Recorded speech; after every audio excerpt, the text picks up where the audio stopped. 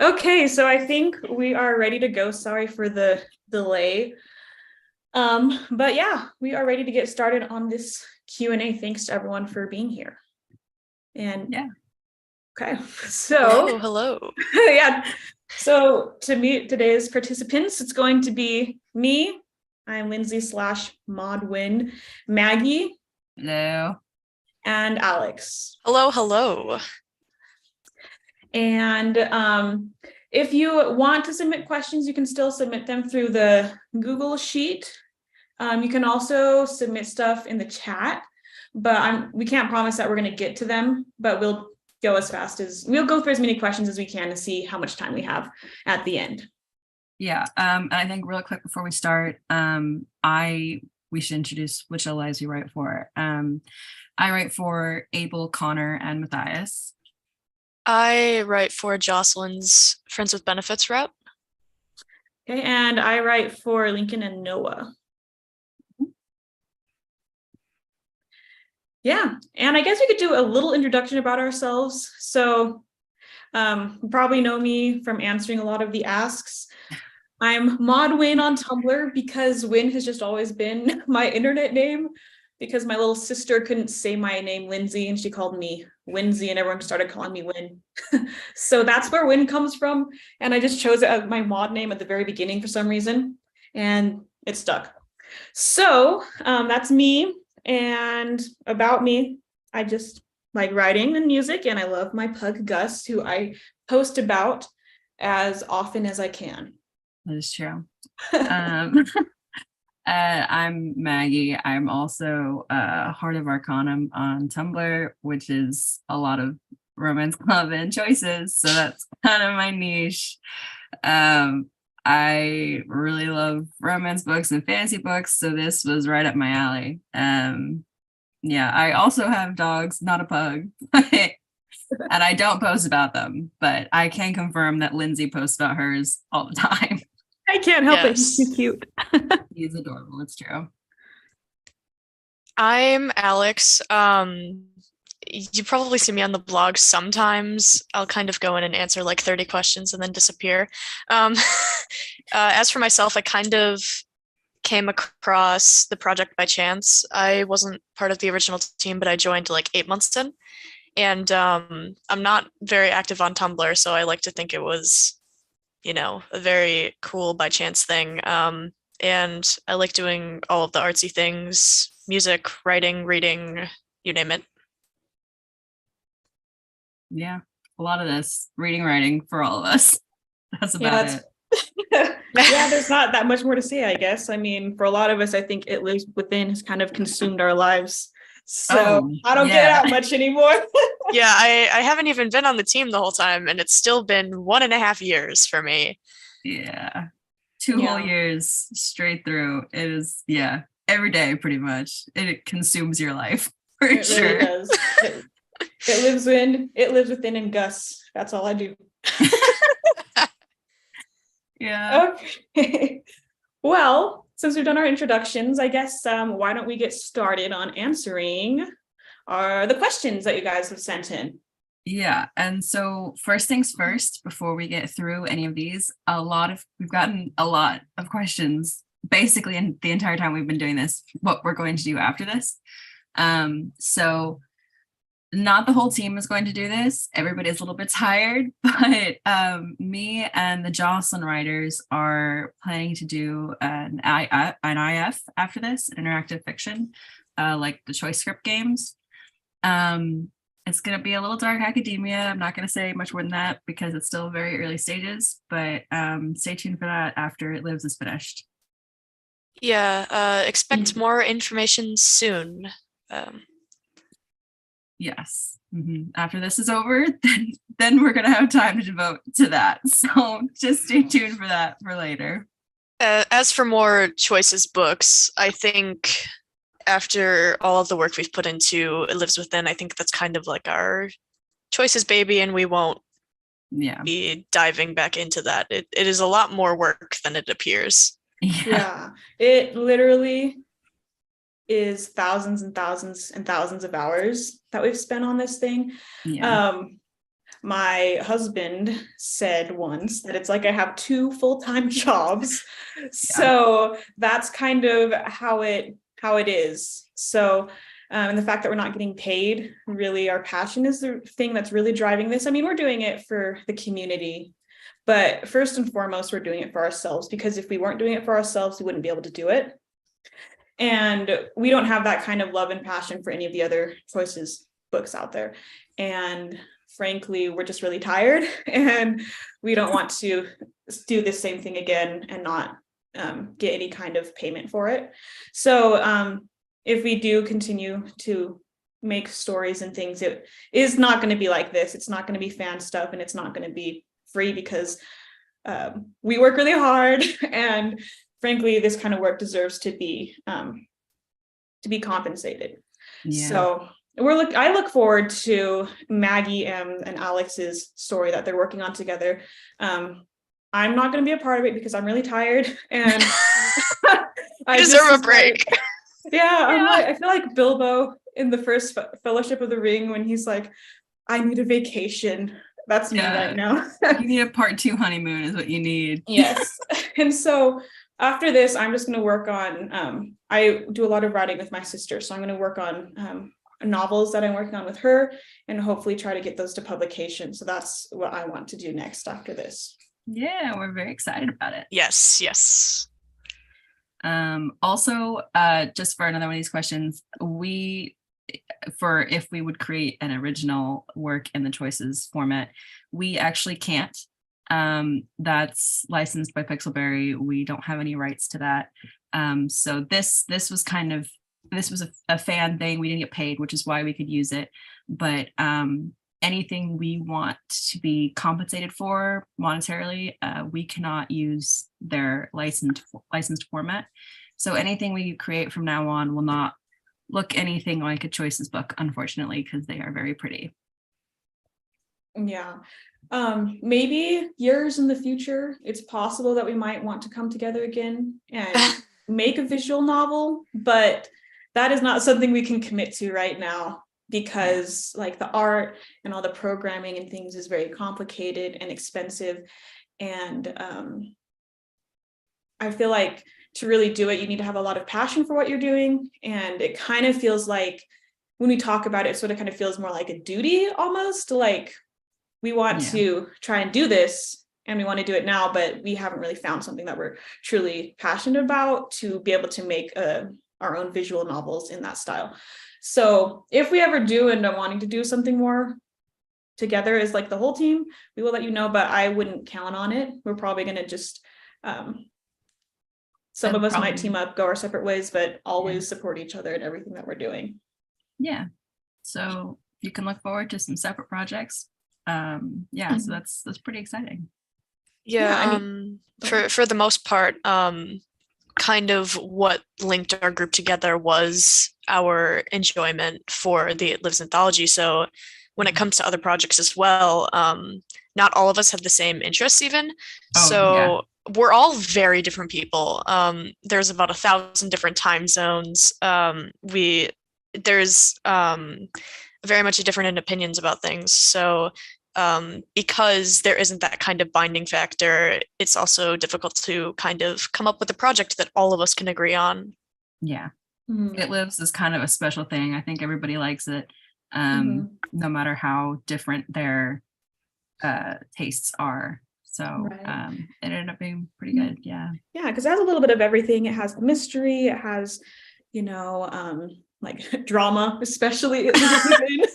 My favorite thing in the world. Yeah. It's got that. It has romance, it has horror, it has really interesting plot and plot twists. So there's something for everyone, I feel like.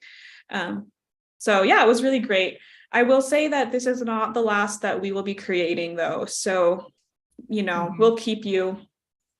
We'll let you know what's going on. Yeah, I'll keep you updated. That's the word I was looking for. Thank you, Maggie.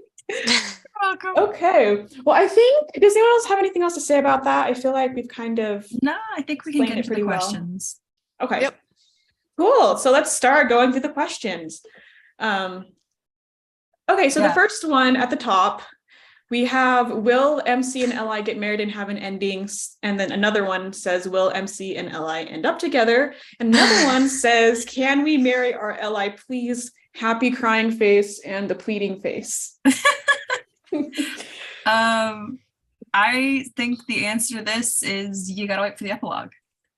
Yeah. It depends on your choices. Yeah, that's a good one. That's a good one. I like that answer. No one could possibly die. This isn't an What? English story. No. I don't Are you think that's kidding? possible. This is a romantic comedy. What do you mean? Nobody has Yeah. ever died in the course of any It Lives book ever. So don't worry. You're all very safe. I'm sure everything is going to be fine. Don't worry Yeah. about it. 100%. Super. Yeah. No problems. No problems at all. Okay. The next one says, if you could insert any character from any Choices book or any media into It Lives Within, who would it be? Oof. That's a good question. Yeah. So when I first read this question, I feel like it's easier to narrow it down to like just choices because there's a lot of people out there. Oh yeah. Yeah. But the first person that came to my mind for some reason is Jake from Endless Summer. Oh my God. Because I just thought of that ask that someone said, how do you think that the cast would get along with the Endless Summer people? And like literally none of the LIs. They all hated Jake. It was so Yes. funny, and we didn't do it on purpose. They just Yes. really all didn't. We think they none wouldn't of like Jake. Yeah, none of them got along with him. So I just think it'd be so funny to throw Jake into the It Lives series and just like see how he interacts with everyone and just like see them like get so annoyed with him. So that's my answer. That's a fantastic answer. And in a similar vein, when I saw this question, the only person I could think of was Beckett Harrington.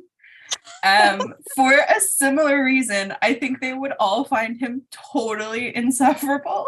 They probably would.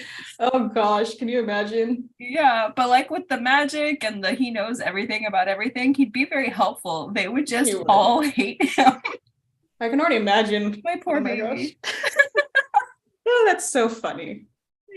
Yeah.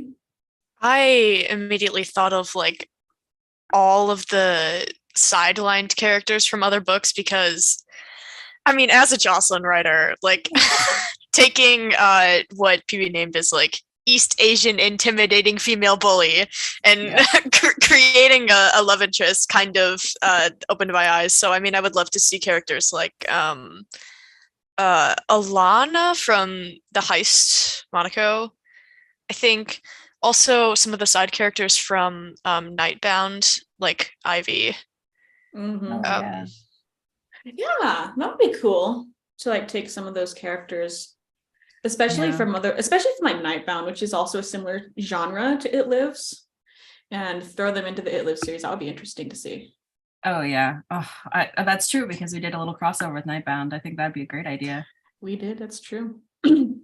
Yeah, and I always liked Ivy's character because like a zombie is cool, and it's not in the same vein as like Wake the Dead. So Yeah, very different kind of zombie. And I always liked Cal for, if anybody knows me, very obvious reasons. He's enormous. And that's my entire checklist. So I wonder why Ava was so tall. yeah, definitely is big. definitely outing myself a little bit with Abel's height. So Yeah, good times. Okay. okay. So the next question I will answer. Yeah. Did you plan Maddie Daddy to be romantical from the very start? To answer your question, yes. Matthias has been an ally from the very, very beginning. I think it was like 2 or 3 weeks in that we decided that. Was it? I thought it was like 3 days. It might have been. I don't know. That entire first month kind of blurs together for me. I'm not gonna lie. It was very, very early, and we specifically didn't post him as a love interest because we wanted it to be a surprise that you could romance him. Yeah, the whole mysterious man vibes. Is he a good guy? Is he not? Yeah, the whole thing. We wanted it to be a surprise.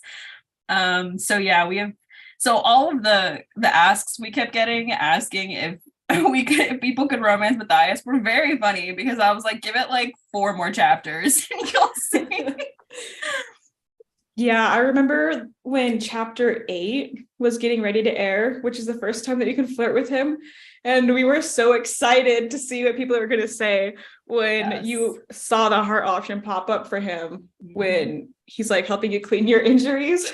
And we were very excited, very, very excited. And some of you probably know because we've shared this before, but we didn't actually realize, like, make the connection that his son was also a love interest when we decided to make him a love interest. Oh my God. Yeah. We were like, I think it was Aku, and she was like, oh, people always want to romance the villain. They're going to want to romance this guy. We should make him hot and let them romance him. And we're like, okay. Day 3. Yeah. And then like a couple messages later, we're like, wait, his son is a love interest. And then that's how the love triangle from hell was born. Yeah, we just kind of glossed over that and it became a love triangle from hell. We went for it. We're like, why not? Let's do it. Yeah. And as for who created the storyline for Matthias, technically we all had a hand in the storyline, but I wrote him specifically and all of his little scenes. I loved writing him. He is so unbelievably fun to write for because everything he says is tricky. Every single thing he says, it's like, is he telling the truth? Is he lying? Is he lying totally? Is he lying a little bit? Does he mean what he says to you, but not to anybody else? He is just so unbelievably fun to write for. And actually, I think we have a question a little bit later about who did you base lies off of people, but for Matthias specifically, some of his scenes, particularly the one where he's in his study during the party in chapter, I think it's 11. Yeah, it's 11. Yeah. I had just finished reading Othello for college, and I based Matthias's his patterns of speech, the way he talks, off of Iago. So not the things that he says, but the way that he speaks, I based off of Iago. So I don't think anybody notices, but I am personally very proud of it. So I bring it up as often as I can. I absolutely love writing his scenes. All the way through to the end. They were fantastic. So much fun to write. He is so dramatic. He is so dramatic. Literally theater kid energy. Yes, that's what we always say. It lives within secondary meaning, you know. The moral of the story is never trust a theater kid. Exactly. Okay, that's fun. Yeah. So the next one, since there were multiple writers in the project and some who focused on specific characters, how did the writing process go? Was it easy to find a flow? Lindsay, you want to take that one? Yeah, I was kind of like the organizer, I guess you could say, of a lot of this stuff. It was not easy in the beginning. Jocelyn has had 4 writers. Oh, I can delve into that real good once you answer. Yeah, so we had quite a bit of turnover with writers and stuff at the beginning. Jocelyn was homeless a few times, and certain writers got busier and weren't able to write as much and weren't able to kind of do their scenes that had been assigned. And so there was a lot of shuffling around. But basically what we did was we divided each chapter into scenes. Some of them are like, I think of them as either plot scenes or else character scenes generally.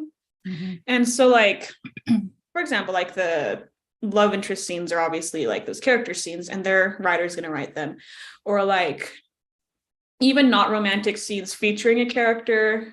So like the Abel ghost scene in chapter 14, or like I don't know, that's an example. Those were written by the writer for that character. So Maggie wrote that scene.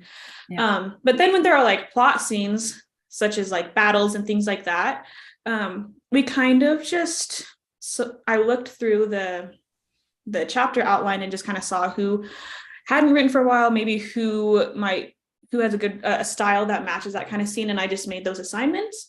And then people, they were able to see all of their assigned scenes within each chapter, and they would write them when they got time. We tried to set deadlines for chapters and scenes to be done, but usually they did not. It usually didn't happen. Yeah. But it's okay. But yeah, that's basically how it worked. And then when people weren't able to write their scenes, or other writers might step in and help out, it was really collaborative, especially towards the end, because people were kind of getting tired. And so we did a lot of collaboration of people stepping in and working on scenes that other people were having a hard time with. And yeah, that's kind of basically how it worked. Yeah, extremely collaborative all the way through to the end. Mm-hmm. And as for Jocelyn, since I didn't join the team right away, I was kind of thrown into the deep end pretty quickly. I joined, and within a week, I read every single scene that had been done so far, and then Jocelyn's scenes had already been written through chapter 2. So I kind of had to do a lot of, well, here you go, try and write this route now. And so I did a lot of replaying of the original books, but definitely took a while to kind of get on my feet because of the whole like passing Jocelyn around thing. But I am glad I stayed to the end. Yeah. And it was hard because there was a lot written, and then we also had like this really crazy like planning docs, and Maggie had her back scribble doc. Oh my god, that scribble doc is like 60 pages long. I think I read like within like 3 days like 60,000 words of script to try and get caught up, and then I was kind of like, okay, write a scene now, and I was like, oh no. And it's hard jumping in, because so at the beginning the writers, really I think it was just me and you, Lindsay, that wrote the character and stated the character all the way through. So in the beginning I made Abel. Lindsay brought the name and the general outline, the nerdy character, and I made Abel start to finish from the ground up. And so writing him all the way through was a little bit easier for me, because I made him a specific way. I knew how I wanted to write him. I wrote him all the way through that same way. But when you have, like for you, Alex, when you have like somebody else started Jocelyn, and technically with Jocelyn specifically, she was already a character who already had a certain amount of development. And so then, coming in 8 months in with a lot of, work already done for her, you have to kind of you can't really create the character, so you just have to kind of pick up where somebody left off and make it your own in a way. And I think you did a fantastic job with that, by the way. I adore Jocelyn's route. I think you did an amazing job. Thank you. Yeah, it was very tricky. For sure. Yeah. Yes. Thank Em. We bounced so many ideas off of each other. Oh my god. Yeah. I think you guys did a fantastic job.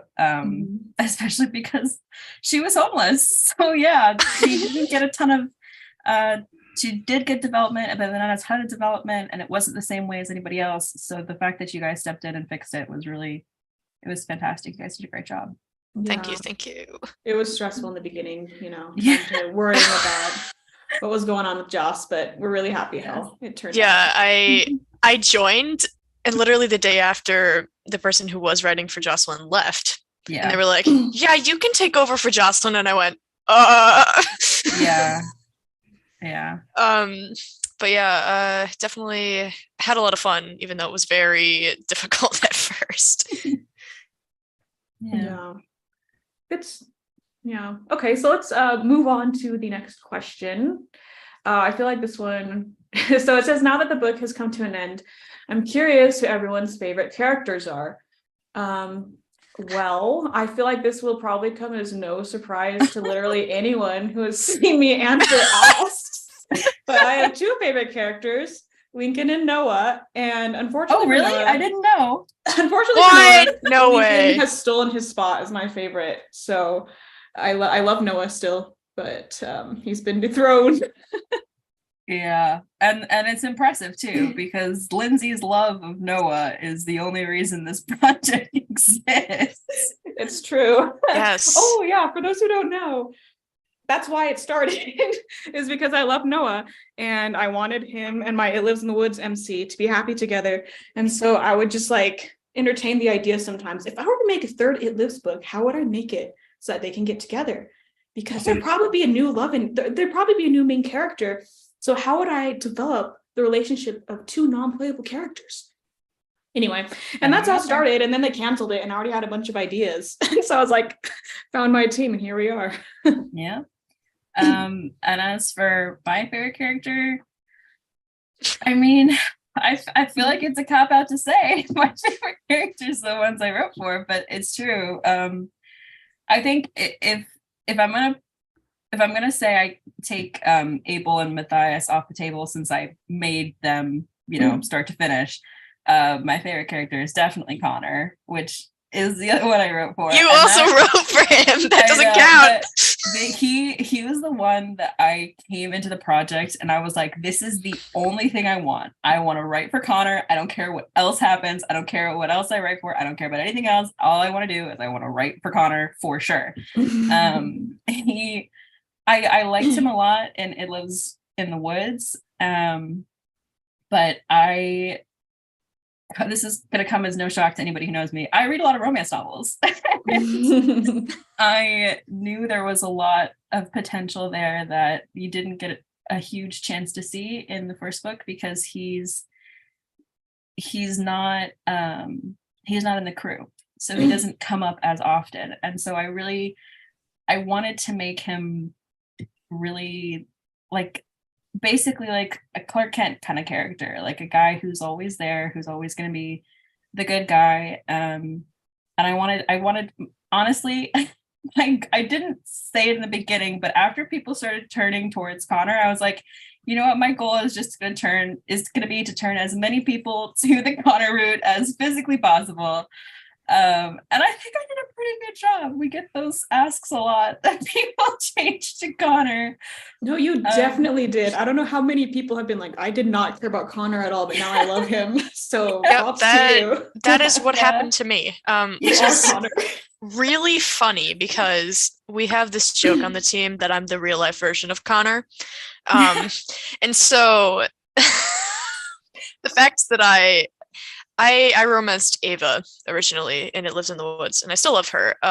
But through playing the game a good 100 times, and reading scenes, I have just developed so much love for Connor. So thank you, Maggie, for converting me because I'm obsessed with that man. I think that is who I would choose out of people I didn't write for. I think you just wrote his route beautifully. As for my own characters, I mean, Jocelyn. Anyone who has interacted with me will know that I have a little bit of a love for Jocelyn, just a little. A little bit. A teeny tiny little obsession. It's not like I only ever talk about her, but it's okay. She's just a very nuanced character, and I had a lot of fun writing her. Yeah, it's true. Mm-hmm. I know. I feel like we said this to other people, and I don't think anyone except for Shionch answered. Shionch is one of our programmers and one of the writers, and they only answered one question, and the question is who their favorite character is, and the answer is Lincoln. So I'll throw that out there too. Yeah. Yeah, I thought I knew M's favorite character, but yeah, isn't Noah? It's Noah, right? It's Noah. I think it is Noah. Yeah. We know that she is obsessed with Noah. Yes. Em loves Noah. She really does. Yeah, I think that's the only ones I know off the top of my head. Yeah. Okay. Cool. Let's move on to the next one then.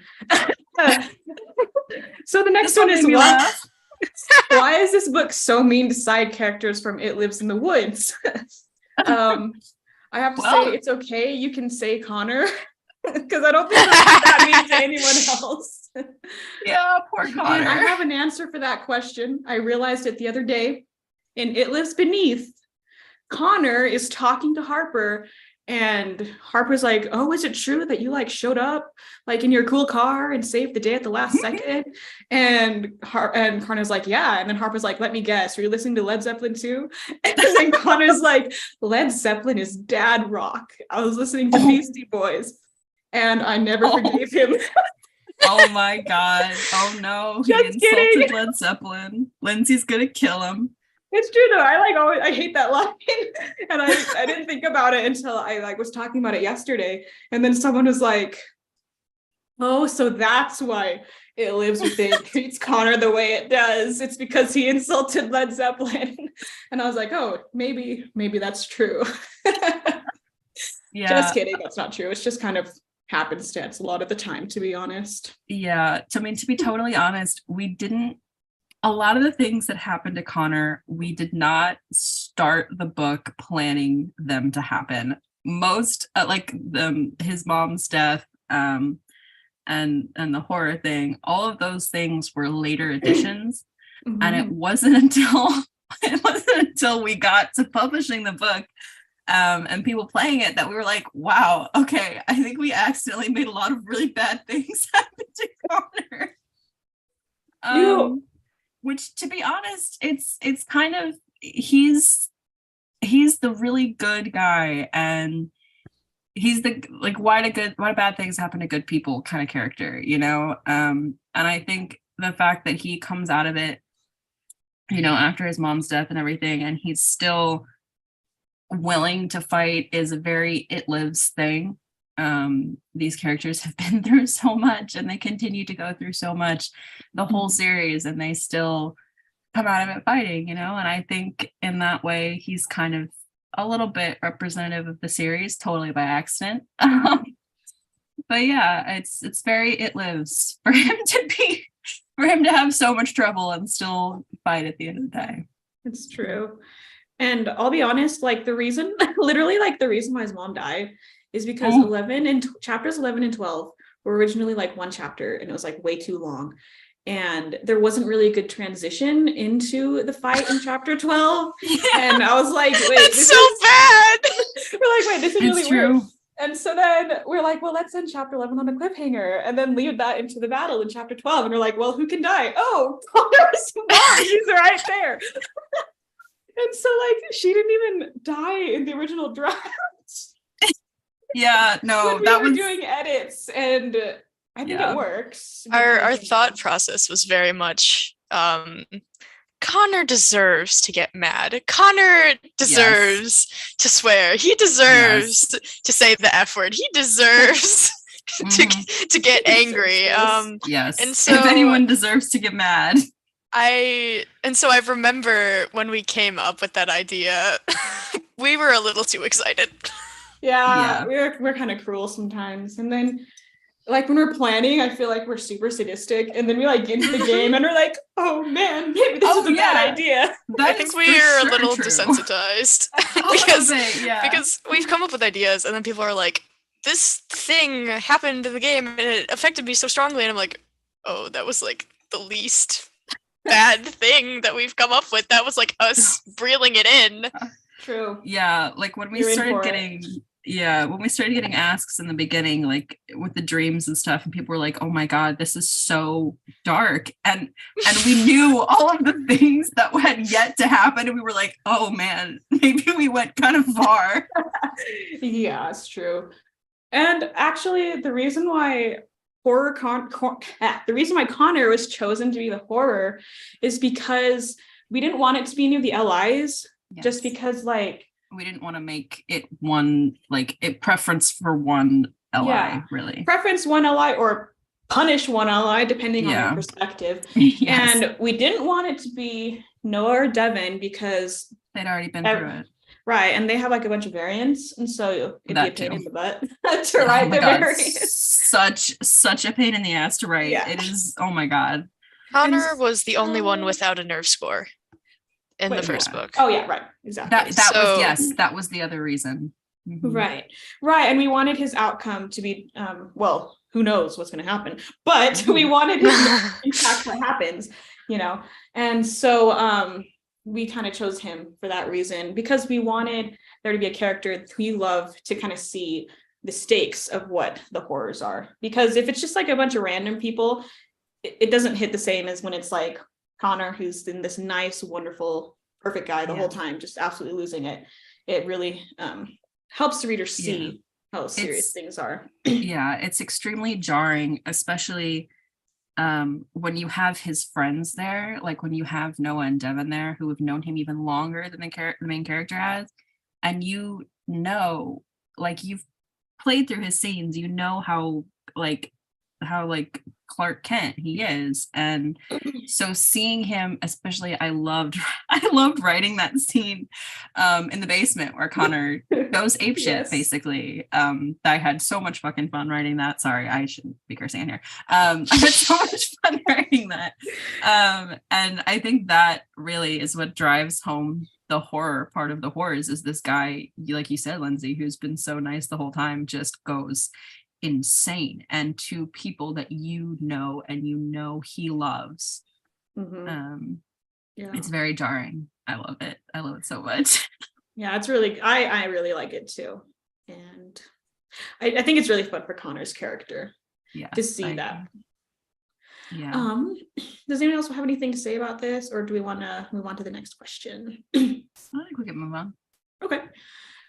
So it says, what inspired you to make Abel, Lincoln, Amalia, and Matthias's characters? We can probably add Jocelyn in there too. We didn't make her. I think that's why. Oh fuck, that's sorry. There could be children listening. So sorry. The children. Oh god. You're damaging their ears. Think of the children. Anyway. Okay, so sorry. All right, I can do Abel and Matthias. Lindsay, you can do Lincoln and Amalia. Okay.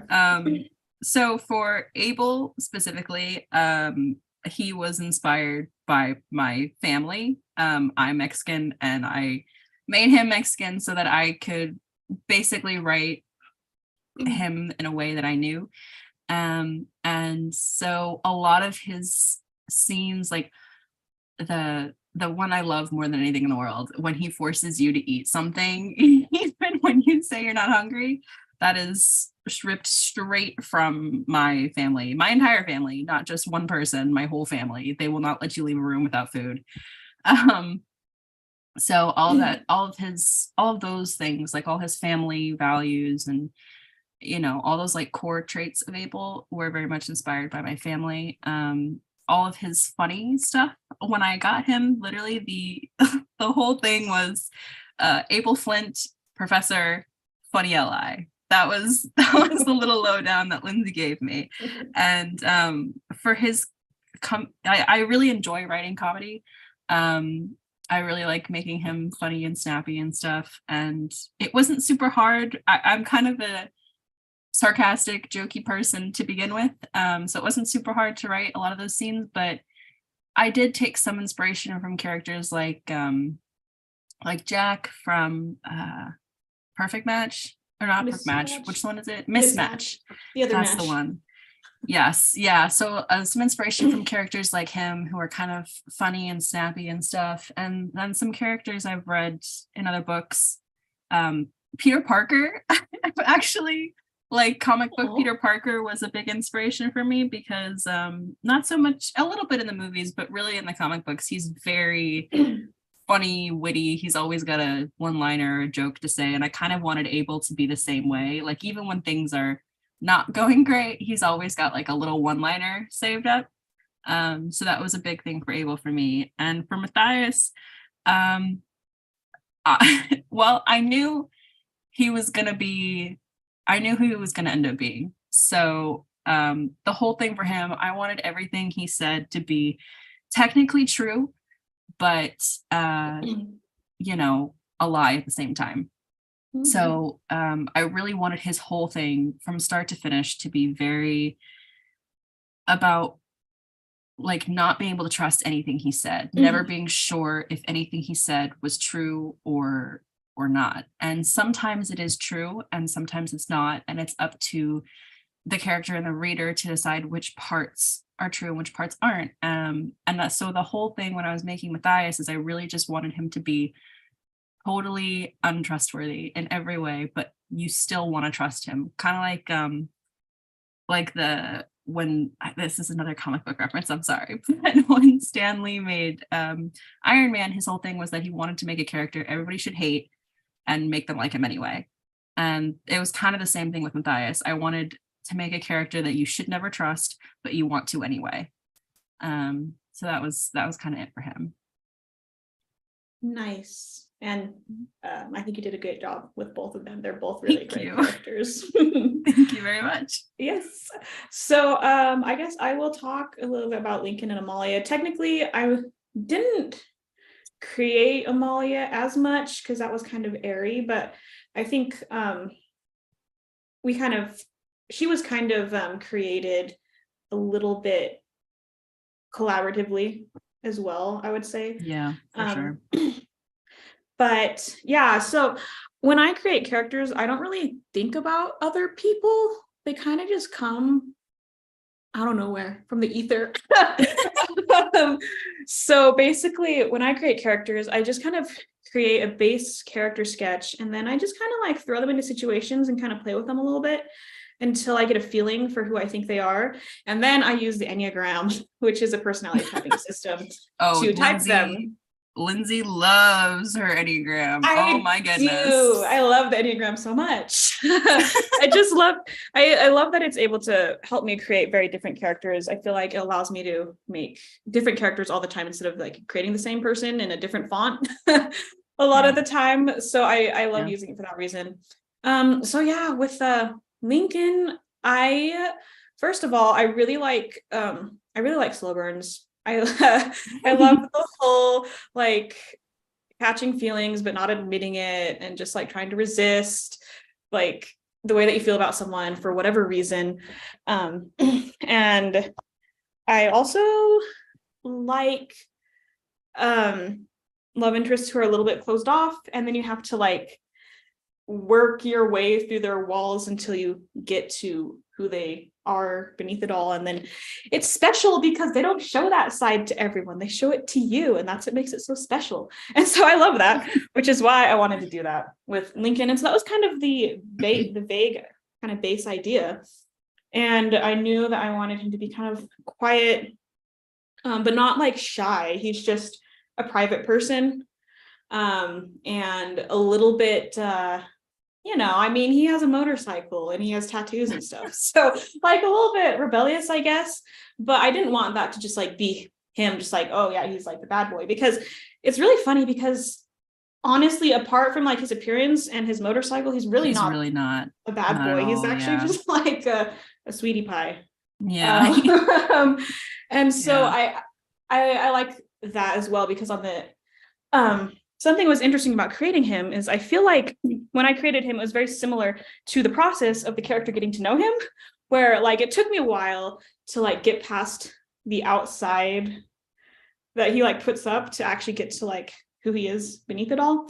But when I finally did, I was like, oh wait, this guy, he's actually like really sensitive and like really sweet and like not hard, like not a mean person really at all. Exactly. And so it was just kind of fun to do that process of creation. And for me, like I said, it was mostly just writing scenes, thinking about him, using the Enneagram, putting him in situations with other characters to discover who he was. And then he just kind of became himself, kind of fell into himself, and I was able to write him. So that's how his process went for me. Yeah. And oh, sorry, what were you going to say?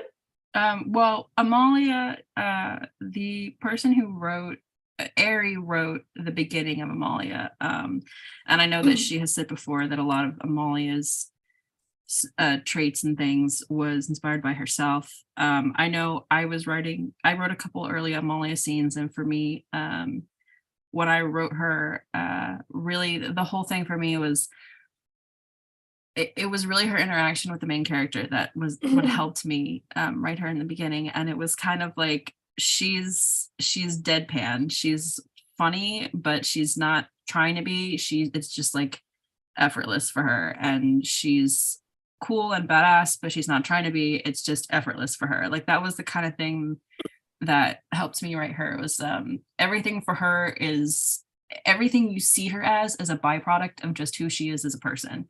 She's just doing her own thing, and as a result you think she's cool or funny or whatever. So yeah, so that was a little bit for her. Yeah, and I think a big part of Amalia's character is like how ambitious she is. Yes. And she really is very realistic. You know, like she thinks about her future because she knows that that's important. And she thinks about like, oh, I need to prepare now so that in the future I can have a job that I care about and I can be helping people. Whereas Rowan's like, oh, let me just sleep in a ditch again. Yes. So Amalia, very pragmatic, a very rational, pragmatic person. Yeah, but then like when you really, but she's like still really soft and kind and gentle and understanding and empathetic. So it's kind of like that interaction between rational and realistic and ambitious with soft and kind and good. Yeah. Okay. I think that's good for that. We can move on to the next one, which is what has been your inspiration for writing the plot of It Lives Within, and how excited are you for the release of the last episodes? I feel like this question would be really hard and take a long time to answer.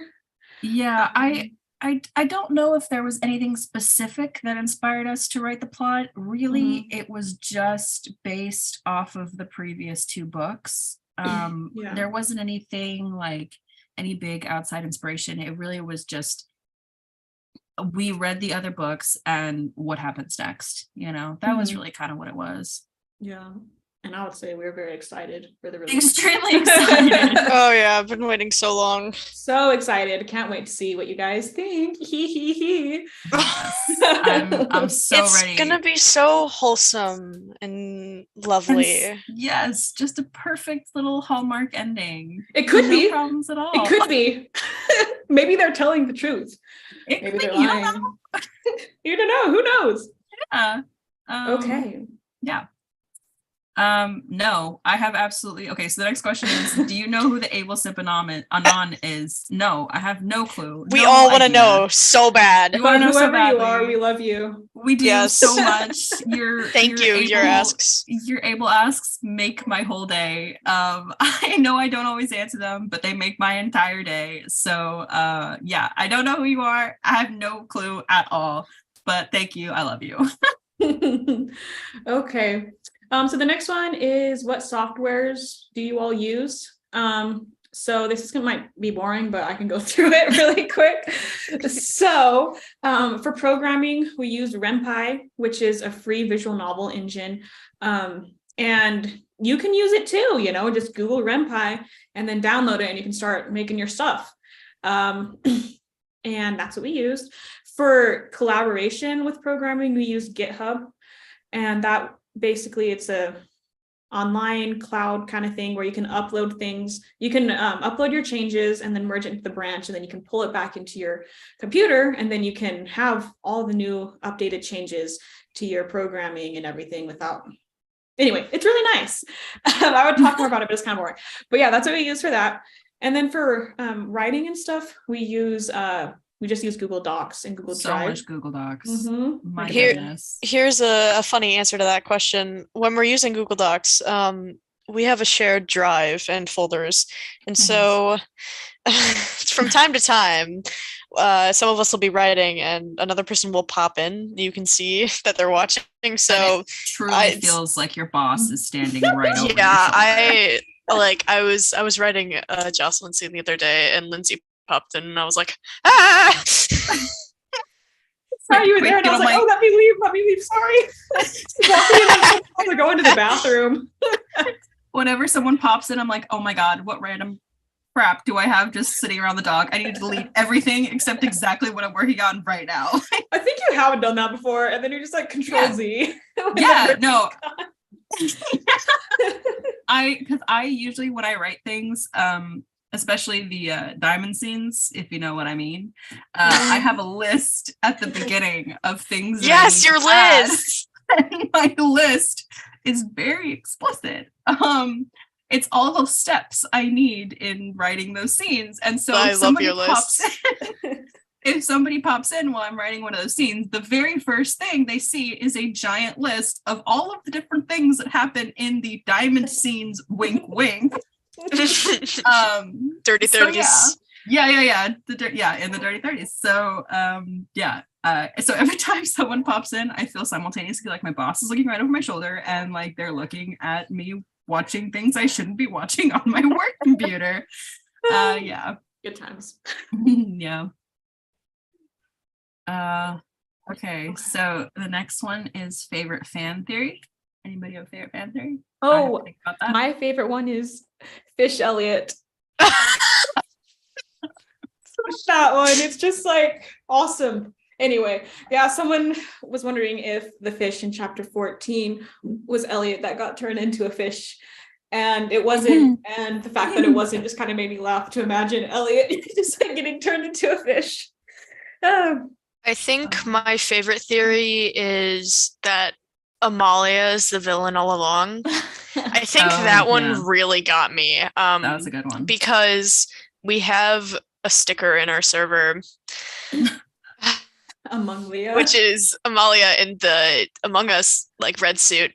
And so when I saw that theory, I think all of us just sent that emote to each other. Yeah. I don't know if I have one. I don't keep up a ton with all of the fan theory stuff. But I do really, I like both of those. Both of those are hilarious. I think probably like my favorite theory that didn't pan out was that Rowan was going to be like a foil of Noah and was going to try to bring back Annie, and it was going to go poorly. Like, and it lives in the woods. So I really liked that theory. Obviously it didn't end up happening because, as everyone knows, Annie isn't actually Annie, and we went a different direction. But that was really interesting to think about. Yeah, I think honestly my favorites were just when we got asks that were like exactly correct, and like panic just laced through my body. I was like, oh my god, who told? Yeah, there was a person who ended up joining our testing team. You know who you are, and would consistently guess major plot points over and over and over again. And we were like, is it too obvious? Like, how are they figuring this out?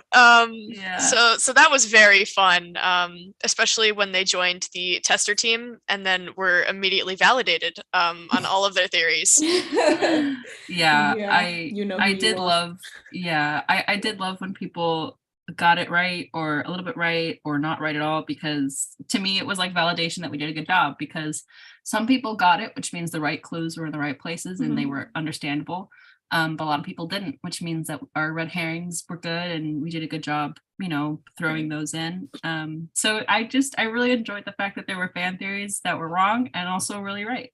Exactly. Yes. And like with Matthias especially, like we never wanted you to like think he was a good guy necessarily. You know, we just wanted you to be unsure.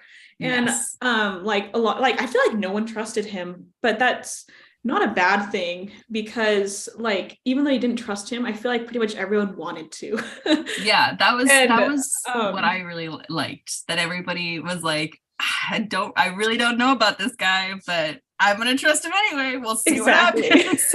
And so that was really fun. I loved seeing all the theories about him.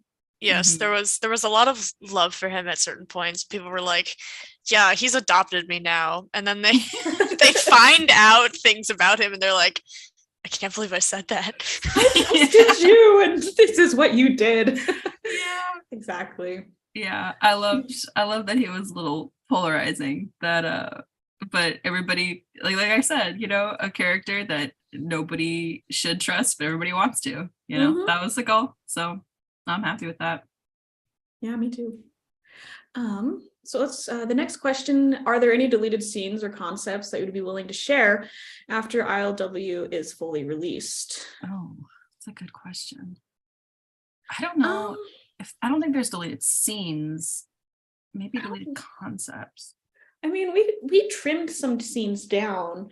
Actually, there's this upcoming scene that we had to trim down a lot. Yes, that I told you that you need to post. Actually, like, you know what? Version. That's true. That's very true. I have a scene that I wrote for the finale that was actually ended up being kind of long, and we had to cut down like 3/4 pages and pages and pages of it. And I was very sad about that. So that one is one that I will be I'll probably post on my AO3 or something after the book is over, because I really loved it. It was a Matthias scene. And it was more than just a Matthias scene, but he was like kind of the main character in it. And it was a really fantastic scene. It really was. I was like crying cutting it. I was like, wait, this is so good, but it's too long. Personally, I remember we cut down a scene in what, chapter 2 or was it 3? The apartment hunting. Oh yes, that was really, we cut that down a bit. It was really long. Yeah, we cut that one down. We cut down. Honestly, I would cut more, to be honest. If I could go back, I would cut more. But especially in the beginning. Yeah, especially the beginning, especially like 1 through 6, I would cut down a lot. But that's neither here nor there. There is one scene, like there is a Lincoln scene that I like wrote, and then I just like trashed it all, and then I just completely redid it. And maybe I would take bits and pieces of that and turn it into something, maybe, if I feel like it. Because it wasn't bad, but I was just like not feeling it, so I just redid it. I think I might have some early Able concept stuff I wrote before we had any scenes planned that never went into the book that I liked. Yeah, it was kind of hard to like, I mean, we do cut scenes sometimes. A lot of the climax changed, but more than like cutting scenes. Like 6 times probably. Oh my God, yeah. I don't even remember what the original idea was at this point because we've changed it so much. Yeah, well, it's better this way. I'm very happy with the is. Changes. Oh yeah. I agree completely, for sure. But like, I feel like a lot of the changes are like not so much just deleting the scene, so much as like just changing it little by little until it's like something completely different. Yeah. So, like I think that Connor scene in the basement, I added so much stuff to that by the end it was a very different scene. So mostly when we change things, it's like that. It's not that we delete a scene, it's that we change a scene to the point where it's unrecognizable, but then we didn't realize that we had changed that much, so we don't really have a deleted version. Maggie, you've got a comment in chat saying that they would love to read the deleted scene, so are you going to be posting that? Sure? Yes, okay. I will. I'll be posting that on my AO3. I will post it after the chapter that it's in releases. And you will know what scene it is. You'll know what scene it is. Man. Yeah.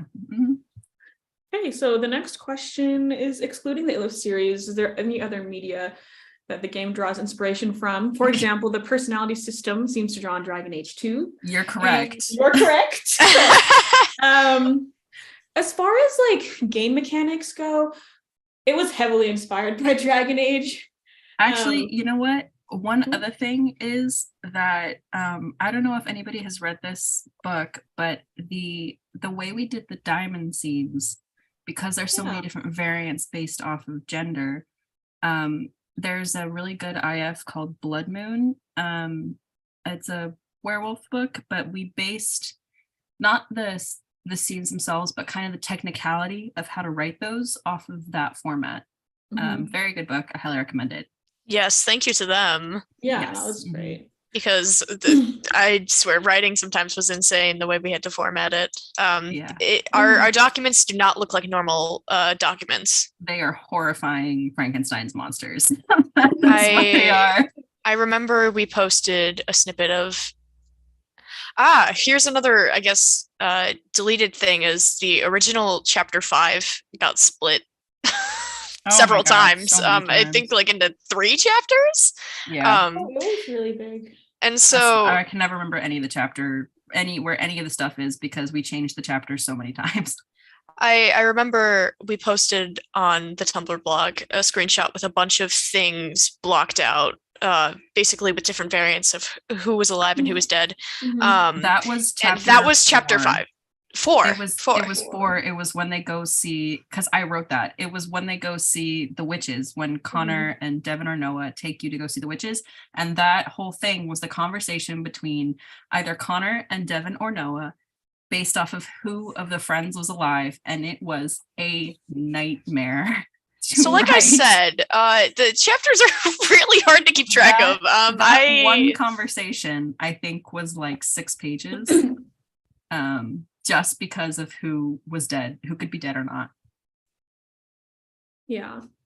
It was a pain, which actually kind of goes into the next question, which is what parts of the story were the hardest to write, and that probably is the variations. That's but we wanted to be really thorough, because like going into the game, one of my biggest goals was I wanted this to be a game with lots of replayability, because I wanted you to be able to make a different character and feel like they're a different person and be able to try different routes and just have it feel completely different.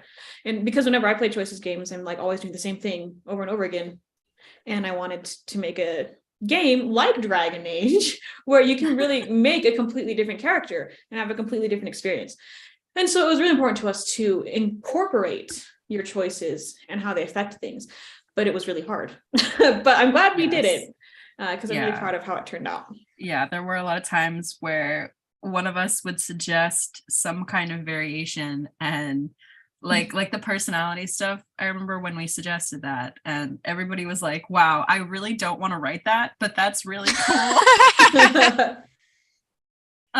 Yeah, because I think it gets lost a little bit how that has to be written.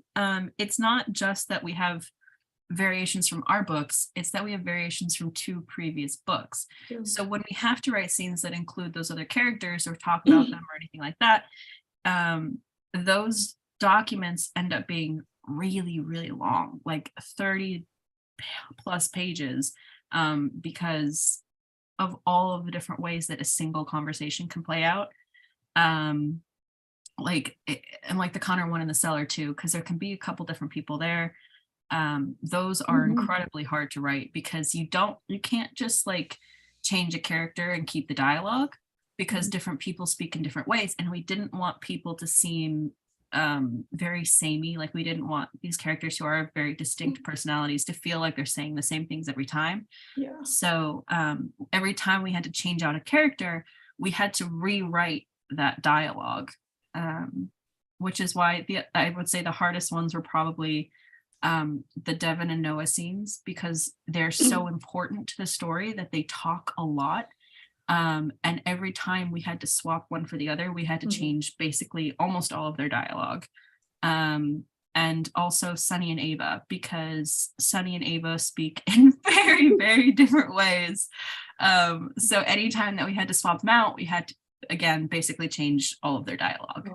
And like when you put them on top of each other, like chapter 15 Seance that has Noah and Devin and Sunny and Ava, you have to have variants for like all of them, and it can get complicated. The epilogue is probably the hardest to write, just because it's so long, and there are so many variants that impact stuff, whether it's big stuff or like a little line here or there. And so it's I am going to apologize ahead of time if there are bugs, because our testers are working really hard, but I don't know even if they're gonna catch everything, because it's really complicated. The epilogue specifically is I think like, is it almost 60,000 words? No, man, it's like twice that size. It is as long as like a novel, like a long novel. Like it's let me see, it's like longer than Hunger Games, like just by itself. The epilogue is not that you're gonna get all of that in one route, obviously. No way. There's too much. Like one route will probably, I don't know, like half hour to an hour. But There like, are endings Yeah. plural. yes. Yeah. And we're excited. I'm so excited to see how that ends up. So excited. And as for like a surface level hard thing to write, as the friends with benefits writer for Jocelyn, let me tell you, it gets a little tricky having to come up with a different dirty 30 every time. I was racking my brain for ideas. I was brainstorming a lot with the other writers, like how do I make this unique? But it was still fun, just a little tricky to figure out how to make it different every time. Yeah.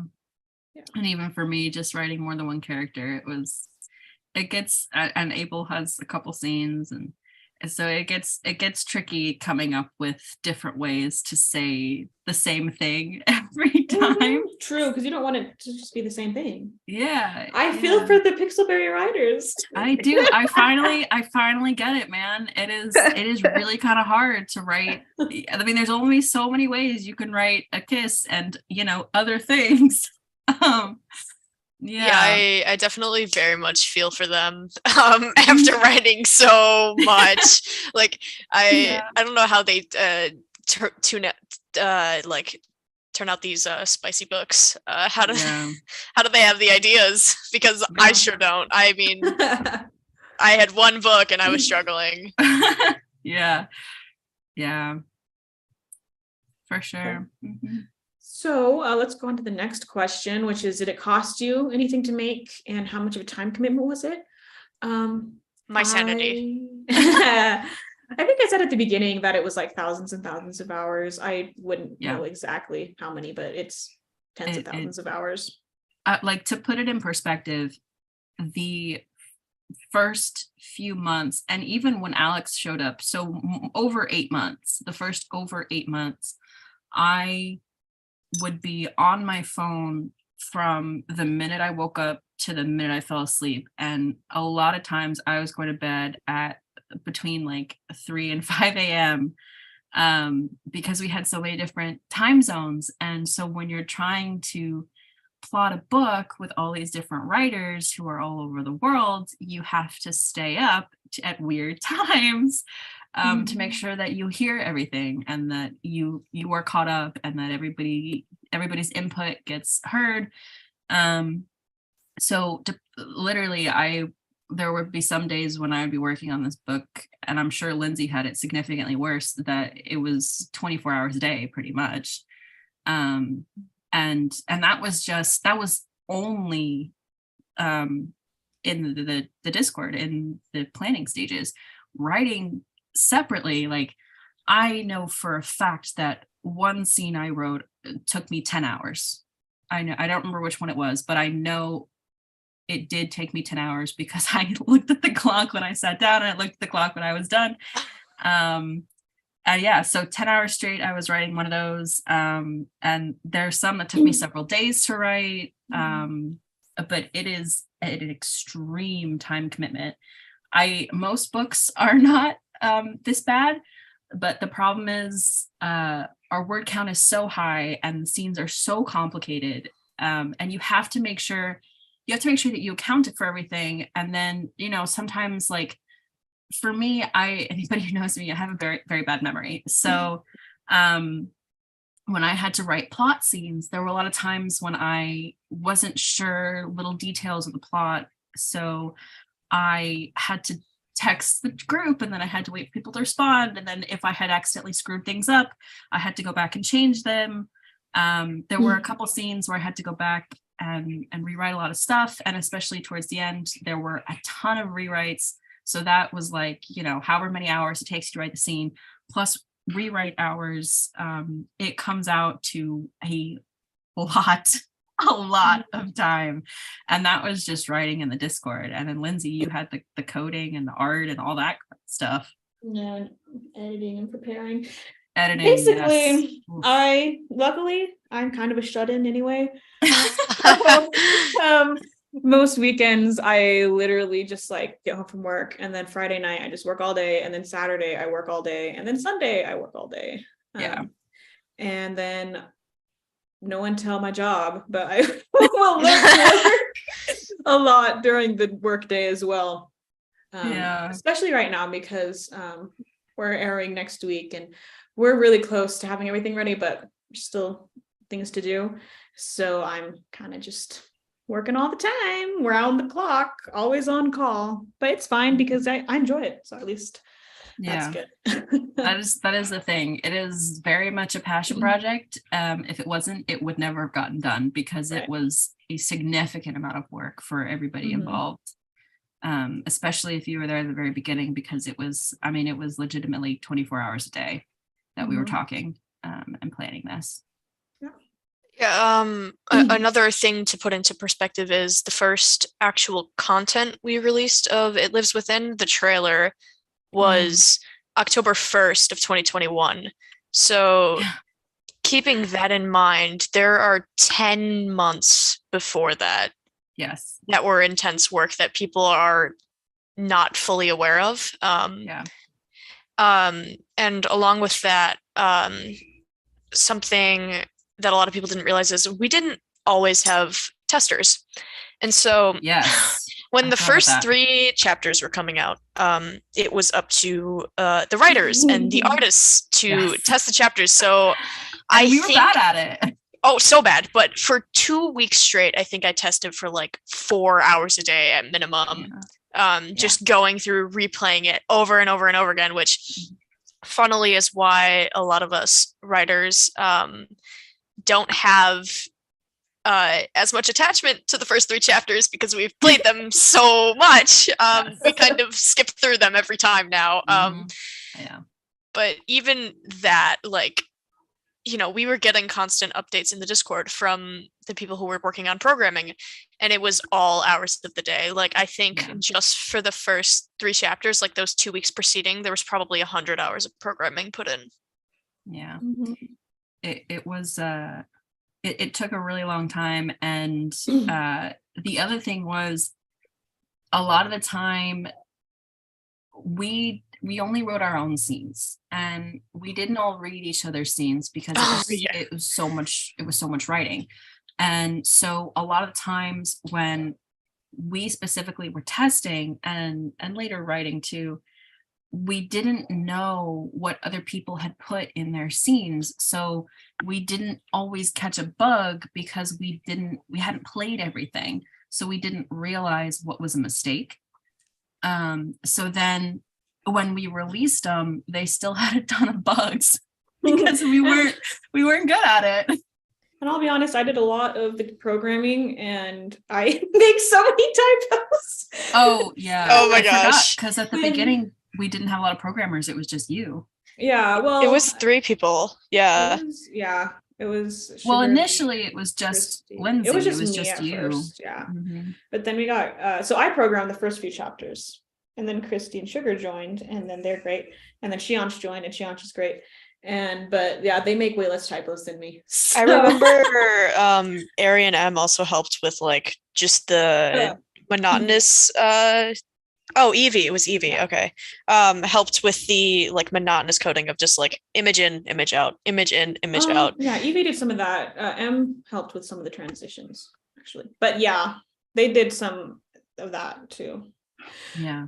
But we're a lot more streamlined now, so that's good. Yes. It's kind of chaotic at the beginning. Oh my god, yeah. I cannot imagine testing now. Oh no. God. Even writing, I'm just like, I don't know how I do this. We love you. Mom, yes, thank you. Yes. Beloveds. You know who you are. You are so cherished. You are loved. Yeah. Okay, well, let's go on to the next one. It says, do you get an achievement for hooking up with all the characters? Is it possible to hook up with all of them? I want to hoe it up. Consequences be damned. So, you can. You can sleep with everyone. There are achievements for sleeping with all the guys, all the girls, and every single one of them. And I'm pretty sure the achievement is called Hoe Life or No Life if you hook up with all of them. And there's a certain way you have to do it, a certain order.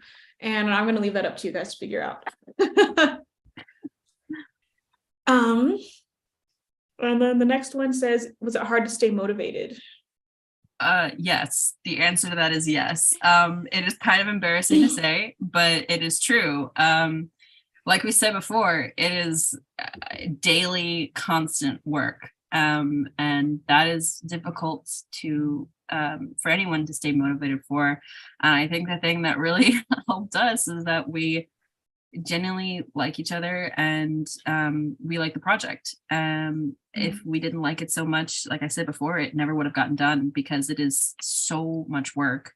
It's an unbelievable amount of work, to be honest. Yeah, it really is. Yeah, it was. I kind of had to take advantage of my moods and my hyper fixations and stuff to kind of navigate this. And I had to like be smart about engaging with media, which is why I haven't watched anything really since Stranger Things season 4. Like I watched that. And then I watched Daredevil last year, and that's like the only media that I've like gone crazy about, because I just can't afford to get my mind on something else, because I can't afford to be obsessed with something and not have the motivation to work on it lives. So like when Lindsay watched Daredevil, the chat was dark for like a week. I know, it's just that was a time I was like, yeah, it lives within, I'm gonna check you out the door. I'm not worried about you right now. This is Daredevil time, Matt Murdock time. So I can't afford to watch anything. I'm excited for this to be over, so I can like play game. Like I have a queue of stuff that I want to play, that I want to watch, that I want to do, that I haven't done, because I know if I do it, I won't be as productive. So I'm excited. I stopped reading. I stopped reading altogether. The only thing I read was It Lives Within related. I haven't read a book in so long, and I miss it. Same, honestly. It was difficult. It was for sure. Okay, let's go to the next one. It says, how much have the allies changed from the beginning? Personality, backstory, role in the story. We kind of talked about this, I feel like. So they all changed from their very initial beginning, that because Lindsay had created some of this stuff already with your sister, right? At the very, very, very beginning. They all changed from that pretty much.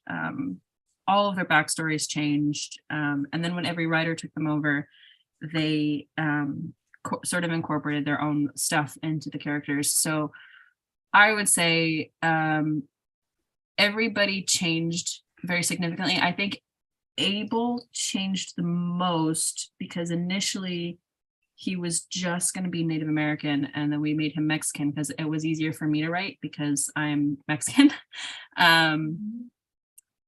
So that changed a lot of the way his diamond thieves were going to go, and a lot of his backstory. But everybody changed, for sure. I don't think the roles necessarily changed that much, but it's like the way each ally personality wise was supposed to fit in didn't change too much. But like as the story developed, like their roles became more defined. And then funnily enough, at the beginning, Amalia was gonna have like this dead parents too, and we're like, why does everyone have dead parents? It's our parents. Maybe somebody should have like a family. So Amalia and Jocelyn have families. So yes. Okay. And speaking of Jocelyn, I think in terms of how her character changed, that wasn't really something that could happen because, first of all, 2 chapters were already written when me and Em kind of joined. And so not only did we have to go off of what was already there, but we went off of the previous book and what would be a realistic arc for her. And then also having to balance each other's writing because we write very differently from each other. Yes. That is the thing about the slow burn versus the friends with benefits routes is thank God for Lindsay and everyone who edits because our writing is so different from each other. But it somehow turned out all cohesive.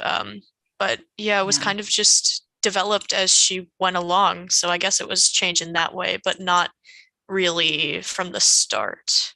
Mhm. Yeah. Okay. Yeah, okay. So the next one, have you at any point considered gender gating the romances? No. I know they do Alex. this. No. I know they do this in stuff like Dragon Age and stuff, but the answer is no. I find it ridiculous to gender gate romances in games. Let everybody play who they want to play and romance who they want to romance, if you ask me. Mhm. Yeah. Yeah, that was never in consideration ever at any point. Mm-mm. And going off of that, it's not like we wanted to make the characters like player sexual either. They are their own people. And they would romance anyone of any gender. And so that is established in some parts of dialogue. Like I remember Lincoln talking about someone he asked to homecoming, this guy he asked, or to like a dance. The point is that it's very clear that they like everybody, and that is very attractive of them. Yeah. We Yeah. love it. We love to see it. Okay. Like Matthias, said gay rights. Right. According to the poll that we did, he's romanced by more men. So many men. So that's good for And I get Matthias. I see the appeal. So the next one, is there going to be a new costume release? So if you mean like uploading the assets, we're going to upload everything once the story's done. Yes. Kind of slow right now because updating the asset drive is on the bottom of my list of things to do because I have a big list and I have to think of one thing at a time. But we will do that eventually. We'll also put up the rest of the soundtrack as well. Yes. And the reason that Abel does not currently have a naked sprite, and that is because we didn't want anybody to see his scars before the romance scenes. So his naked sprite will go up as well. I think I might have actually put that up the other day, but I don't remember. Oh, really? Maybe. Okay, well, there you I go. can't remember. It's possible. Lindsay, you want to take the next one? Well, now we're laughing about it. We have to tell them what it says. I wasn't sure if we're going to answer this one, but we're talking. Okay. Well, you don't have to answer it, but you do have to say it. Well, the answer is how big is Lincoln's dick? And the answer to that question is only Rowan knows. 69 inches. The answer to that question is I don't know because I don't care that much. And so only he and Rowan know. That's what I'm going to say. There you go. Only Rowan romancing him, of course, not all Rowans, but mine does. I would be concerned. Okay. The next one says, well, we kind of already talked about this. The most challenging part. The most challenging part of the book, we already talked about that. And we're not going to make an It Lives 4 because the ending is so different from each other that it won't be possible. Yeah, to make one. There's just diverge absolutely so no there are physical endings way. Plural. Yeah. Yes, and there is no physical way that they could all converge onto It's a new impossible. book. It would be No way. impossible. Yeah. Did anything get cut that we wanted to see? We already talked about that. Yes, the scene in the epilogue, which I will be posting. Get ready for it. It didn't get cut, but I would have loved more Abel and Jocelyn friendship moments because that's like my favorite. Oh, yes. Perfect. I would have loved more of those moments because I personally love the grumpy sunshine trope. That is my favorite thing ever, and I think it's a fun friendship to explore because they are very different from each other. Yeah, I agree. That was something that we developed as we were writing. I think it was one of the earliest, I think the very first scene where you introduced them, I was like, wow, it's fun to have these two talk to each other. I think it was the heist scene especially because she's just like, I'm stuck here with this old man and he's like, I'm 27. Yes. We're not out of the woods yet. What do you mean? We're in a mansion. He's just like, oh, Jocelyn. Yes. I love that so much. Yeah, so they ended up being super fun to write together. So that in the beginning we were like, oh, okay, actually this is kind of fun. And then by the end we were writing it on purpose. So we didn't get a ton of time to write it on purpose because it was really something we came up with a little bit later. So if I could change anything, I think that would be one of the things I would add more of their friendship. Yeah. Sure. And that is the next question. Is there anything you wanted to add to the game that you didn't have space for, like friendship moments? I would also just like to, I love the chapter 14 scene where the whole crew is like having dinner. And it would be fun to see more of that. We were considering before the split up in chapter 19 to like have a scene where everyone is together at the carnival. But we just didn't have time to add it, and it would have made the chapter longer, which maybe wouldn't have been a problem. But we talked about some cute stuff, like I think we were like joking about like the crew being there and then Lincoln being called up for karaoke, and he was like, I don't want to do this. And then he's like forced to go up there, and it was gonna be really cute, but we didn't put it in, unfortunately. I agree. I think if there was anything we could add, I mean, like I said, I read romance books, so my bread and butter is like the cute little friendship and relationship moments. So if it were up to me and no one else was ever going to read it, because this would never have made a good book, I would have added a ton more stuff like that and romance things. It's just not super feasible, especially with all the variants. Because if you write a cute little moment, like if I was going to write a cute little moment for Abel in a scene, then I would also have to get every other writer to include a cute little moment for their character, and it becomes a big task very quickly because you have to get everybody to do theirs, or then you have to write, if they don't have time, then you have to write theirs, and then you have to get their approval on it and change anything they want to change. So it becomes a very big task very quickly. Yeah, and like as cute as a lot of these scenes are, and it would be like, you need to have a well-paced story, and too much like fluff scenes like that can really drag it down, unfortunately. But who knows, maybe, I don't know, maybe you guys can write some fluff. That actually ties into the other thing I would have loved more, is more presence from the It Lives Beneath cast. I am one of there's a few of us who happen to like It Lives Beneath. Really? Yeah, okay. No, all of us. I think all of us like, okay, like well, a lot of us were big fans of It Lives Beneath. And just the way the plot ended up working out, they just weren't as integral in the same way that It Lives in the Woods cast was. Yeah. But chapter 20 Avengers Endgame moment was so fun. Oh yeah. Love that one. Yeah, it was great. So I'm glad that I'm happy with how much we were able to incorporate everyone, because like in It Lives Beneath, like all you got was like one conversation with everyone. Oh, let's not talk about that hoodie. Let's not talk about the hoodie. And so it was really important to me to be able to actually incorporate the characters in the previous books actually like having a contribution. That was important. So I'm glad we were able to do that. But it would have been nice to see that It Lives Beneath people more. Yeah. Okay. I think so. So if you could write an ally other than your own, who would you write? Oh, that's a good question. Okay. Okay, well, you go. So I have like two answers for this. I have my answer originally and my answer now, and I would do both of them. But so basically in the very beginning, let it be known that Lindsay walked into the room, and first things first, she was like, Lincoln is mine. Yeah, that is her child. That is her boy. Yes, that is from day one. Yes. She walked in, she was like, here are all the characters, Lincoln is mine, pick who you want. I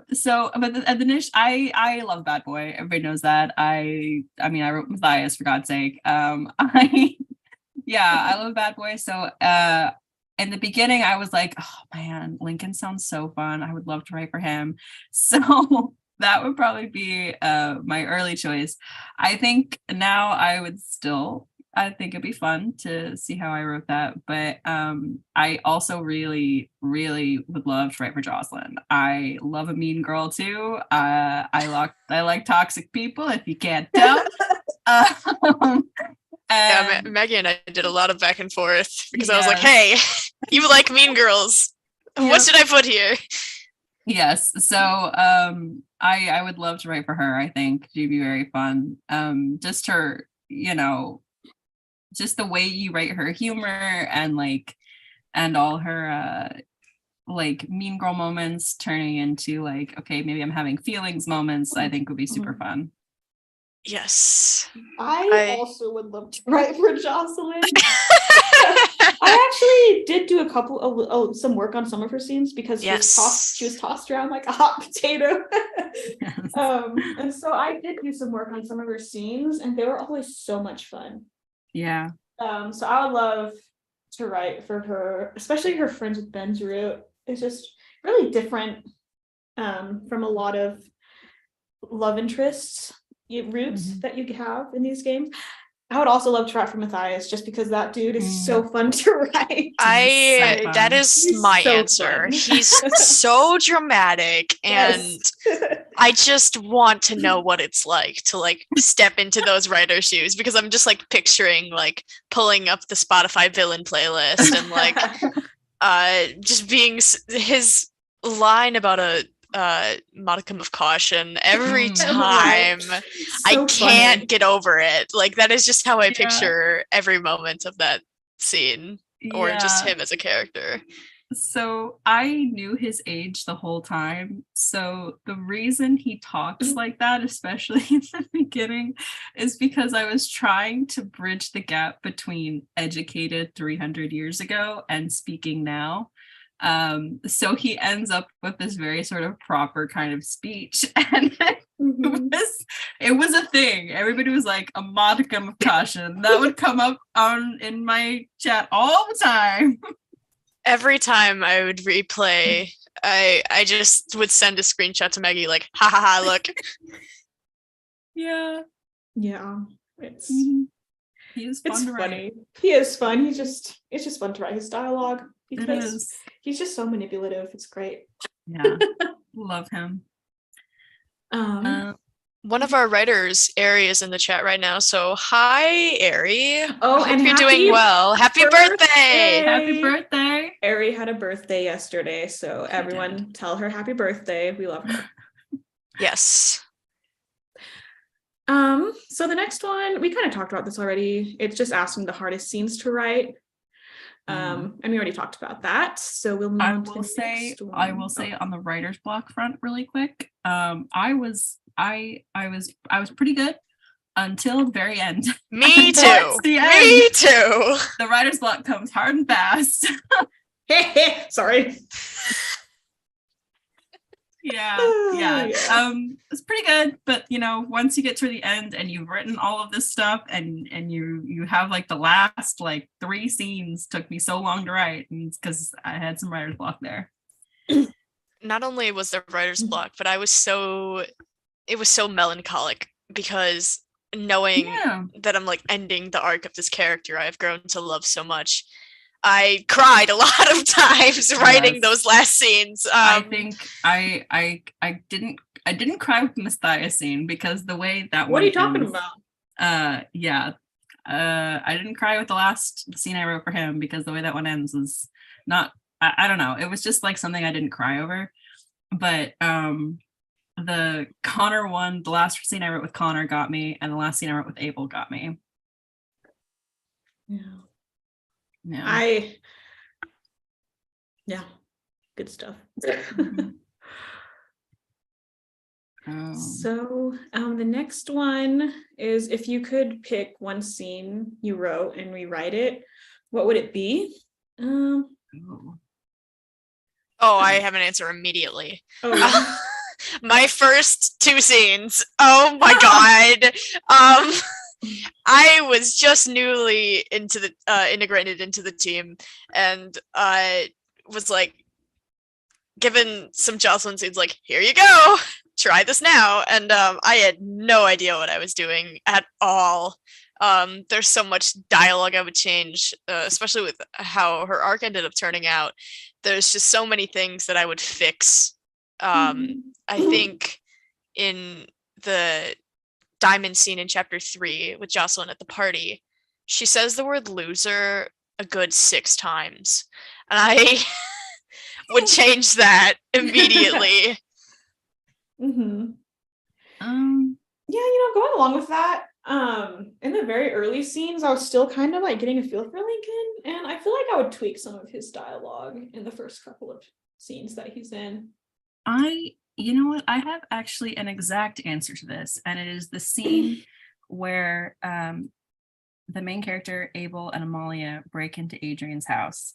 And the reason why is because the last split I wrote, I did the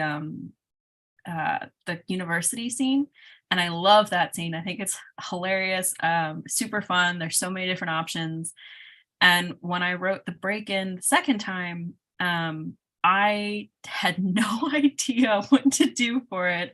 And I still don't love the way it turned out. I think if I could pick anything to go back and change, it would be that one.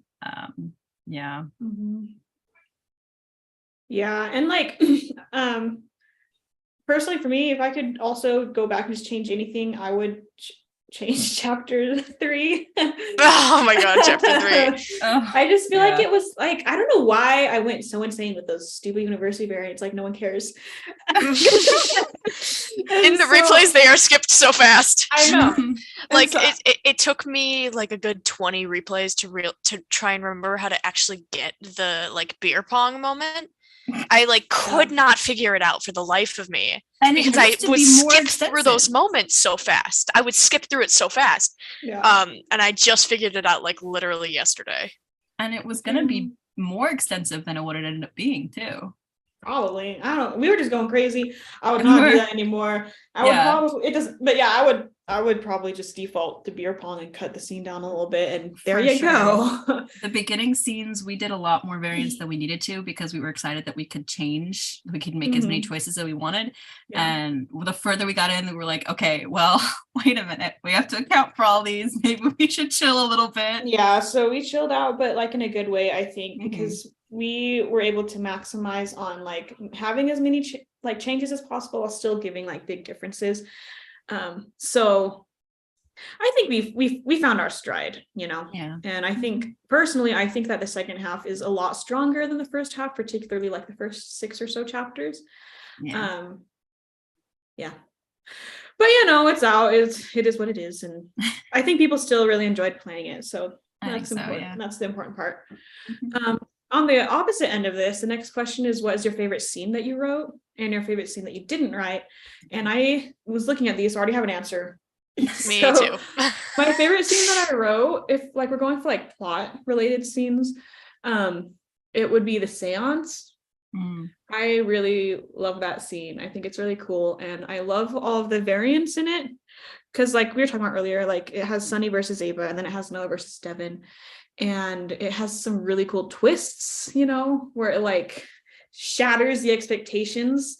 Like you find out that Annie isn't actually Annie, and like Annie's actually a sweetheart, and all this stuff. So it's like a really cool, and Harper shows up, so it's like a really cool turning point, and I really love that scene. But I also really like the Noah like dream sequence that I did, and I also love the chapter 18 Lincoln comfort scene, because it's very precious. And since the other people wrote, I just love chapter 16. It's so cool, and I love the saving Harper scene. Evie wrote that, and it's so cool. I love the different variants, and especially with like the music, it's just so exciting. And especially the dead Harper variant, when you're in that murder room and like it's so creepy, and Harper's like holding a heart, and I'm just like, that's disgusting. And Evie just went hardcore on that, and I really, really like that scene. Resident Drowner Evie, thank you. Thank you for that. You can go for it. No, you got it. Okay.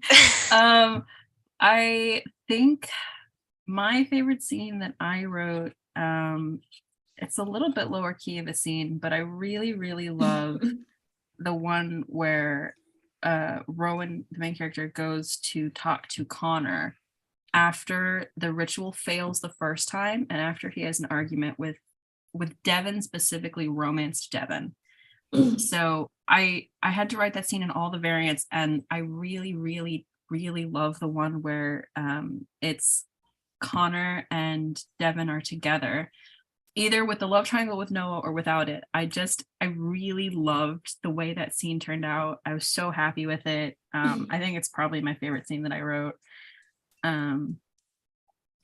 Which is crazy because it's not one of the characters that I've made, but I really, really love that one. Mm-hmm. As for scenes that other people wrote, I think one of my favorite scenes is that scene where you go see, I can't remember who, I think it's if Noah survives, and he goes and sees Jane in his dream in God, when he's going to save during the second seance, he's going to save Devin. Yeah, that the Noah dream sequence where he sees Jane. Yes, where he sees Jane. I loved that scene. I loved that we got to do adult Jane. I thought, I enjoy that so much, and then it ends, with you having to kill the person who was Redfield, and I love that one so much. That's probably my favorite that I didn't write.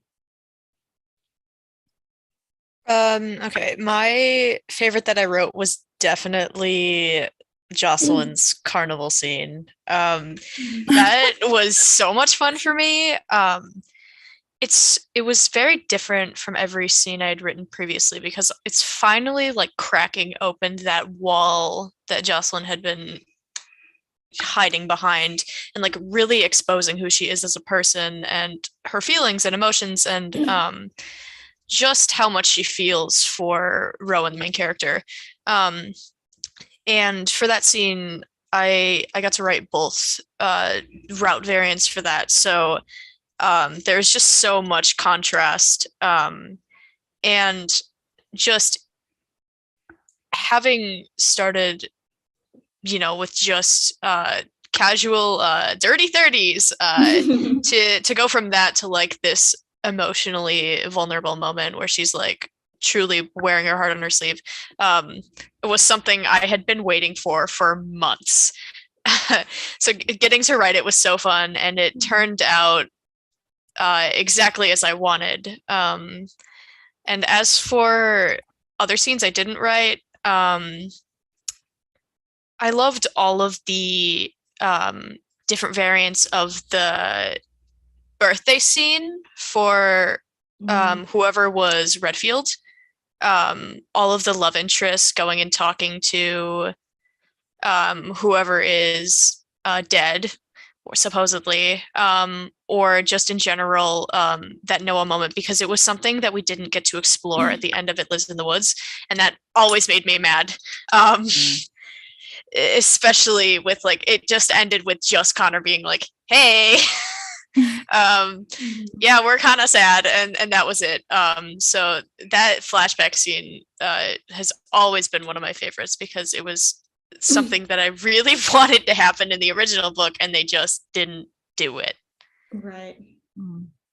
I love that scene too. Yeah. It was a pain to write though, because of all the variants. I did have some part in that scene, but as for what I didn't write at all, I think, that dream sequence with Jane. Yes, of course. I love that one. I don't remember who helped create the adult Jane sprite, but you are loved. I think it was, You are so loved. Thank you. I lose it every time. I love adult Jane. She's beautiful. I love that scene. I don't want to answer this question. Sorry. If you could date one love interest and it couldn't be one that you wrote, who would you pick? Oh my God. I guess I would probably date Abel because it's between him and Matthias. And I'm not going to date Matthias and Abel's a sweetie pie. And he would be such a great boyfriend. So yeah, I would date him. Yeah. I think for It Lives Within Elias, probably Jocelyn. And I think probably Jocelyn. Like I said, I love a mean girl.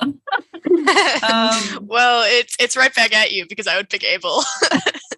Thanks.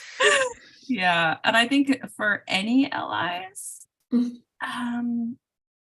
probably either Dan or Ava.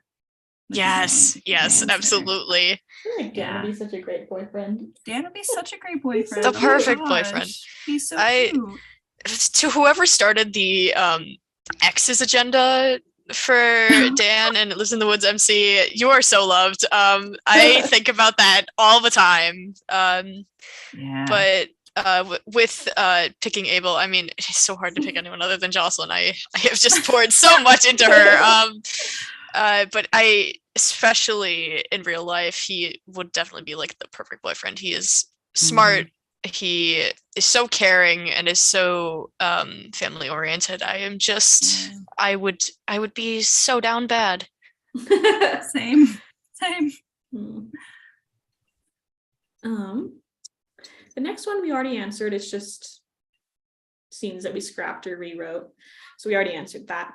Oh yeah, so do any of the allies have middle names? They do. We actually made an ask about it. If we could ever find it. Abel's is Alejandro. That's right. Abel's is Alejandro. Amalia is Amalia Rosani de Leon Valdez. So her middle name is Rosani, and then Valdez would be her mother's last name, because in Latin America you have two last names, one from your father and one from your mother.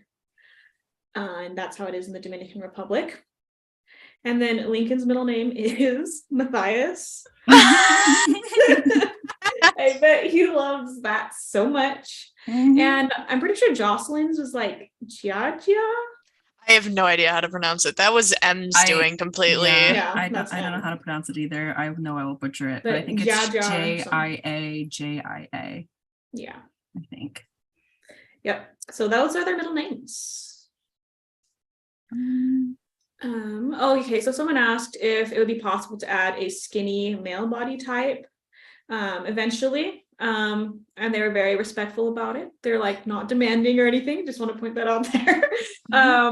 Hashi answered this in the Hashi answered this. Yeah, I'm actually looking to see what they said. So Hashi said we won't be adding any new additional customization stuff after the book is finished. We might go back to fix any bugs that got missed during testing, but that's it. And a big reason too is because the customization takes up a lot of space. And I know a lot of people are having crashing issues and stuff, and that's because of all the space. And the customization alone is like 80 megabytes or something. And so it takes up a lot of space because you have to have all the body types and you have to have all the outfits for that body type, large and small, and it just adds up really quickly. I recently went through and like smashed the game down 100 megabytes, but yeah, that was impressive. Thank you.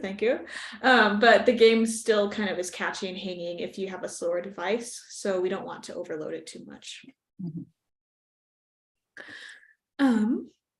Okay, so the next one is, are there any first-time writers here? And how did it feel writing such a complex and detailed script? And did you always know what you wanted to write? I think Em answered this one, so I can read her answer here. So Em, who is the Jocelyn slow burn writer, she said, this was my first time writing for visual novels, and the narrative style took some getting used to. It's a bit of a balance between having a consistent voice with the other authors and also letting your own style show through, since we were hired based on writing samples we sent in. There's definitely a very specific narrations and dialogue balance that needs to be struck. In prose, you can go pages, even entire chapters without a single line of dialogue, but of course you can't do that in a visual novel. And that's very true. Like with visual novels, like you don't want to do that much description because like the scene is right there. And so you don't, like you do a little bit, but you don't want to like do huge scene descriptions, or you want to make your narration short and snappy. Yeah. And so that's definitely something that took some getting used to for all of us, I think. Yeah, I think that was because none of us had done this kind of format before.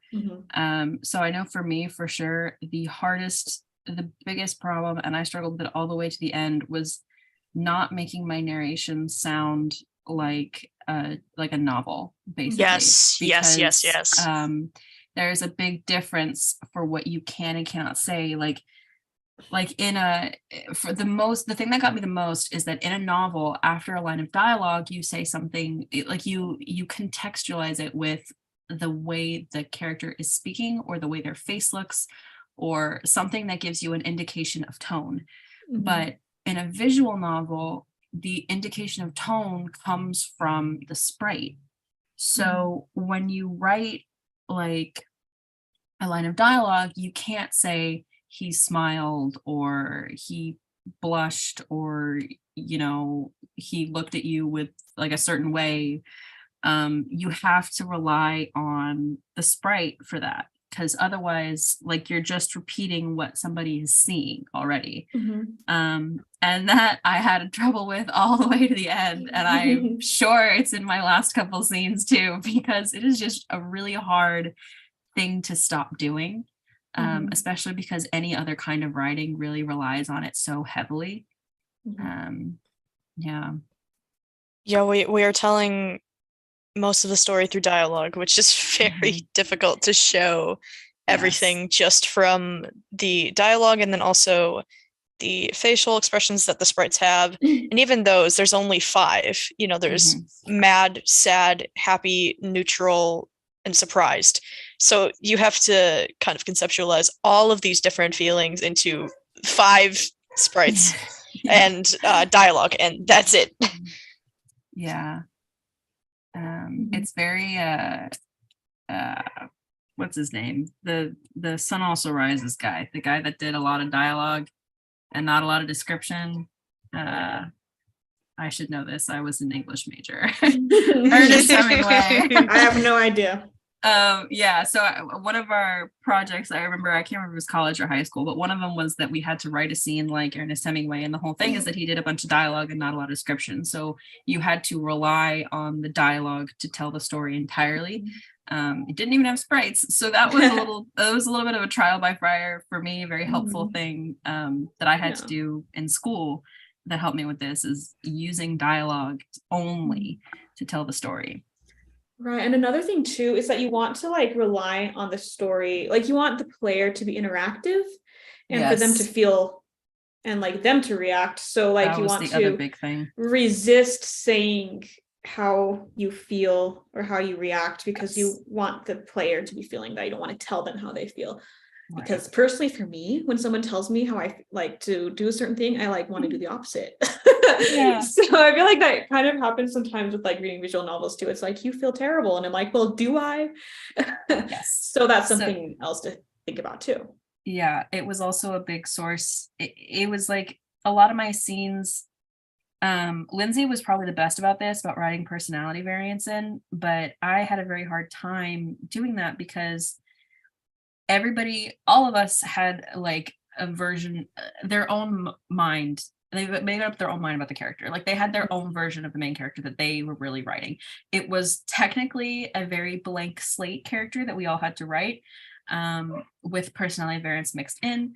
But, everybody has a different way of writing, a different way of speaking. And so that comes across in some of the scenes. And so it was really hard for me to not make the automatic responses very flavored, and to add in, and if I wanted to do that, to add in personality variants, because I could usually come up with a sarcastic response very quickly, but then the genuine one wasn't too hard, but then the aggressive response almost always threw me. I always had a really hard time writing those. So yeah, that was the other big thing I think that threw me, was having to make sure that I wrote all the personality variants in and didn't just automatically have the main character respond in one way or the other. Definitely. The next one is, are there any fun facts or inside jokes you want to tell? Hashi. We don't have, I don't want to explain this. We can I'm just not explaining it. keep it in an area of mystery, but Hashi just sent a cheese emoji. Those who know. Those who don't, I wish I you are didn't. blessed. Truly. I'm not explaining it. And then I'm not explaining it. I'm not going to do my boy like that. No.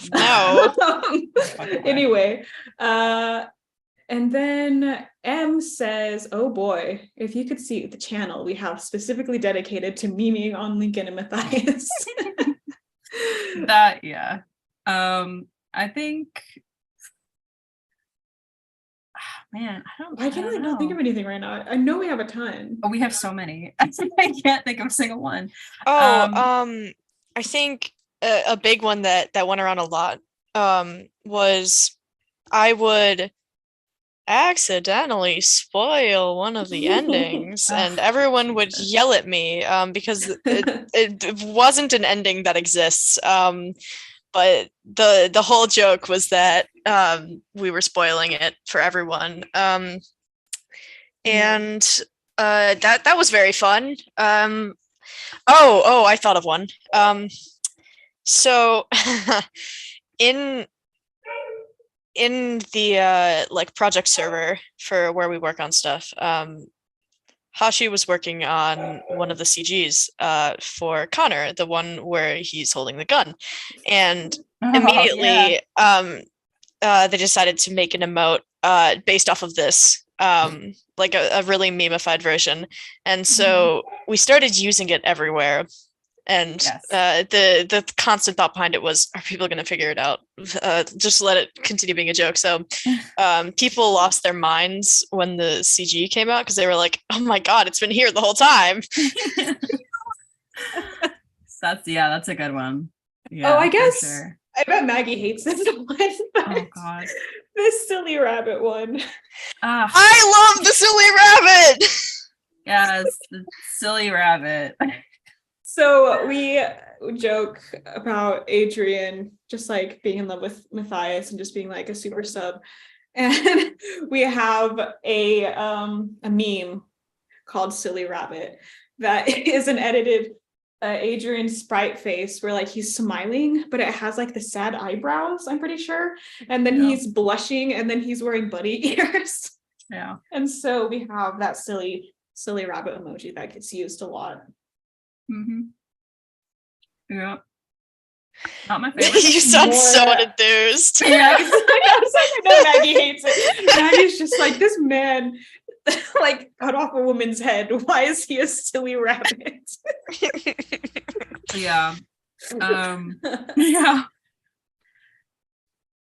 Yeah, I don't know if I can think of another one. I feel like there's more. I just can't think of anything right now. But there's too much. Yeah. Too much. I think the Matthias meme, the Matthias Lincoln memes are my favorite. Yeah, they're really funny. I remember like day 3, Maggie made this meme with like the Umbrella Academy, I think it is. Like the Umbrella Academy meme where there's like the girl that's driving and then there's a guy that's driving the opposite direction and they look at each other through the window like, what? Yep. And then like the top one, it's like Lincoln leaving MC's house after 30 Diamonds. And below for the guy, it says Matthias heading to MC's house for 30 Diamonds scene. And that meme has lived rent free in my head ever since. Oh, so funny. And one of our artists drew one of the memes that we would send a lot about Lincoln and Matthias. The I'm your mommy now. I made that meme. I just want it known. I made the original one. Thank you, because Maggie popped off with the memes. I did. Someone, one of the artists like actually drew it, and so people don't know this, but the specific row and customization that was picked for that was because Lindsay originally had an MC during like the very early stages of the game. That was hoeing, row the hoe, and so it was just a really funny little callback that a lot of people actually wouldn't know about. So you're in on the secret now. Yeah, the short blonde hair, female Rowan, Asian. Garrett's hair. Garrett's hair, that's right. He is in the game. Yeah. The punk outfit, that's Row the Hoe. Oh, but Row the Hoe has died, and now I just have Orion. I really like the I really like the way the oh nope, that's a spoiler. Never mind. Oh yeah, that Maggie, don't do it. Tom Holland of our group. Be careful. I can't say anything. I really can't. And part of it is because honestly, my justification is that when we first tested chapters, they didn't have chapter titles. So I didn't know where anything stopped or anything else began. And the other justification is that when we wrote the chapters, after we wrote them, we split a lot of them up, and that changed all of the chapter numbers. So I never know when anything is coming out, because to me, all of the chapters are entirely different than when we wrote the stuff. So I just don't talk about them. Maggie, just don't say it. Just don't say it. There was a time when Maggie spoiled an extremely big scene for the testers. That's right. And I have never racked my brain more. Like, please, why? I remember that. That was good. Well, at least the testers had some warning. For the lovely, soft moment. Yes. That's right. The lovely, soft moment. Okay, so the next question is if the finale will tell us what everyone saw in the lake in chapter 14, and if not, can you tell us what they saw? And I am going to say, maybe you will, maybe you won't. Let's go to the next one. So what was the inspiration of the MC's power set and the gang's specialized items? The other books, really. Yeah, I think Abel's was a shield because he wasn't really like a fighting character, and he's kind of a protector, so he gave him a shield. Again, with Connor, he's very much a healing kind of character who's there, like he's the one who forgave Noah, and I think that if it weren't for Connor, I think Noah would be way worse off. And so I just feel like Connor really kind of has that sort of healing touch, so he got a healing glove. Jocelyn with the whip, it actually has like a snake head. And that was a callback. We should have said that there are spoilers at the beginning of this thing. Oh well. Yeah. Spoilers through chapter 20. Yeah, Jocelyn's was kind of foreshadowing to her double-sided sort of thing that she's got going on before, in chapter 20, it turns out that she had been, in the beginning at least, helping Matthias. And so that whip with the snake head was a callback to that, or a foreshadowing of that, actually. And then Amalia just had a spear. I don't think there's really much to say about that other than it was because she had done martial arts, and so she had used bow staff. So we gave her a spear. And then Lincoln's, no one actually even knows what his does. Maybe it doesn't do anything. Maybe it just looks cool. Maybe he just likes Full Metal Alchemist. So I guess I can't really say anything about that. But honestly, even if I could, I don't remember why. I remember we had a really hard time coming up with one for Lincoln, and we ended up giving him. It doesn't have a ton to do with him personally, but it's there for different reasons. Yeah. So I don't really remember why we gave it to him, but I think we gave it to him because we needed it, and nobody else. We couldn't give it to anybody else. That's probably true. Just, again, he's not really much of a fighter character that much either. I mean, Jocelyn and Amalia are really the ones that are actually not a fight. Lincoln just knows how to ride a motorcycle and give tattoos. So his isn't really battle oriented for that reason either. And then the suit was just We wanted to give Rowan a suit because that's kind of the It Lives thing, and we wanted to give you like a reward for collecting all the collectibles.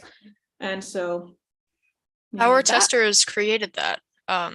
So Yeah, thank we did create you, that. because that outfit is so good. That is what I will say. Much love to We're not talking about how much I am a Rowan simp today. Not today. No. Yeah.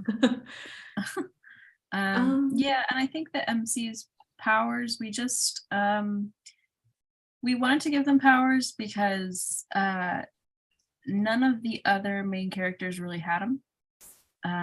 And we came up with the twist about who the main character is very, very, very early on. I think it was almost immediate. And we wanted to give them all kinds of power because of that. So that was kind of where that came from. Yeah, I do remember that I was looking through the It Lives wiki and just like looking at everything that Redfield could do. And I was inspired by some of the things in the Redfield power set list on the wiki page. Yeah. So the next one says, are you going to update earlier CGIs or CGs? And the answer is no. No, because they're all beautiful. The only reason that we changed the Mayor Green one is because it wasn't ready. Yes. That was a placeholder. And let me tell you, those nails. Oh my god. That's another theory. My god. That was the best theory that ever happened, was that Imogen was behind the attempt on Mayor Green's life. That was the successful hilarious to us. That was hilarious to us. That was literally the only reason that he has blue nails is because that CG was thrown together last minute because it wasn't ready yet. Like the main one that's in there now wasn't ready yet. And she was just like throwing something together and they couldn't find hands that didn't have the nail polish. So he's like, yeah, no one will notice. We genuinely. We were like, no one's gonna notice this. No one's gonna notice this. It's totally fine. We got, I think Sionj even said, do you think they're gonna notice? Yeah. I think they even said, do you think they're gonna notice that it's Imogen's? And we were like, no, there's no way. What's funnier about it is we didn't know that it was Imogen's hand. I have no idea. It was it was like players who were like, yeah, that's Imogen's nail polish. We're like, oh no. Also the knife too. I think they used the knife that you found in New Orleans, and so everyone was like, oh yeah, they killed Mayor Green with the knife. That probably ties in, and literally it's just because that was just the knife asset that Sionj had handy. Yeah. So yeah, sometimes things are planted, but sometimes it's just coincidence, and it's up to you to figure out what. Yeah. That's funny. So the next one says, if you could have a sequel to any Choices book, what would it be? Someone else would write it. Thank you. Thank you. That's very good addendum. That's what free us very much. Free us from our confines. I know that M and Hashi answered this, so I'm gonna answer theirs, and then we can take turns.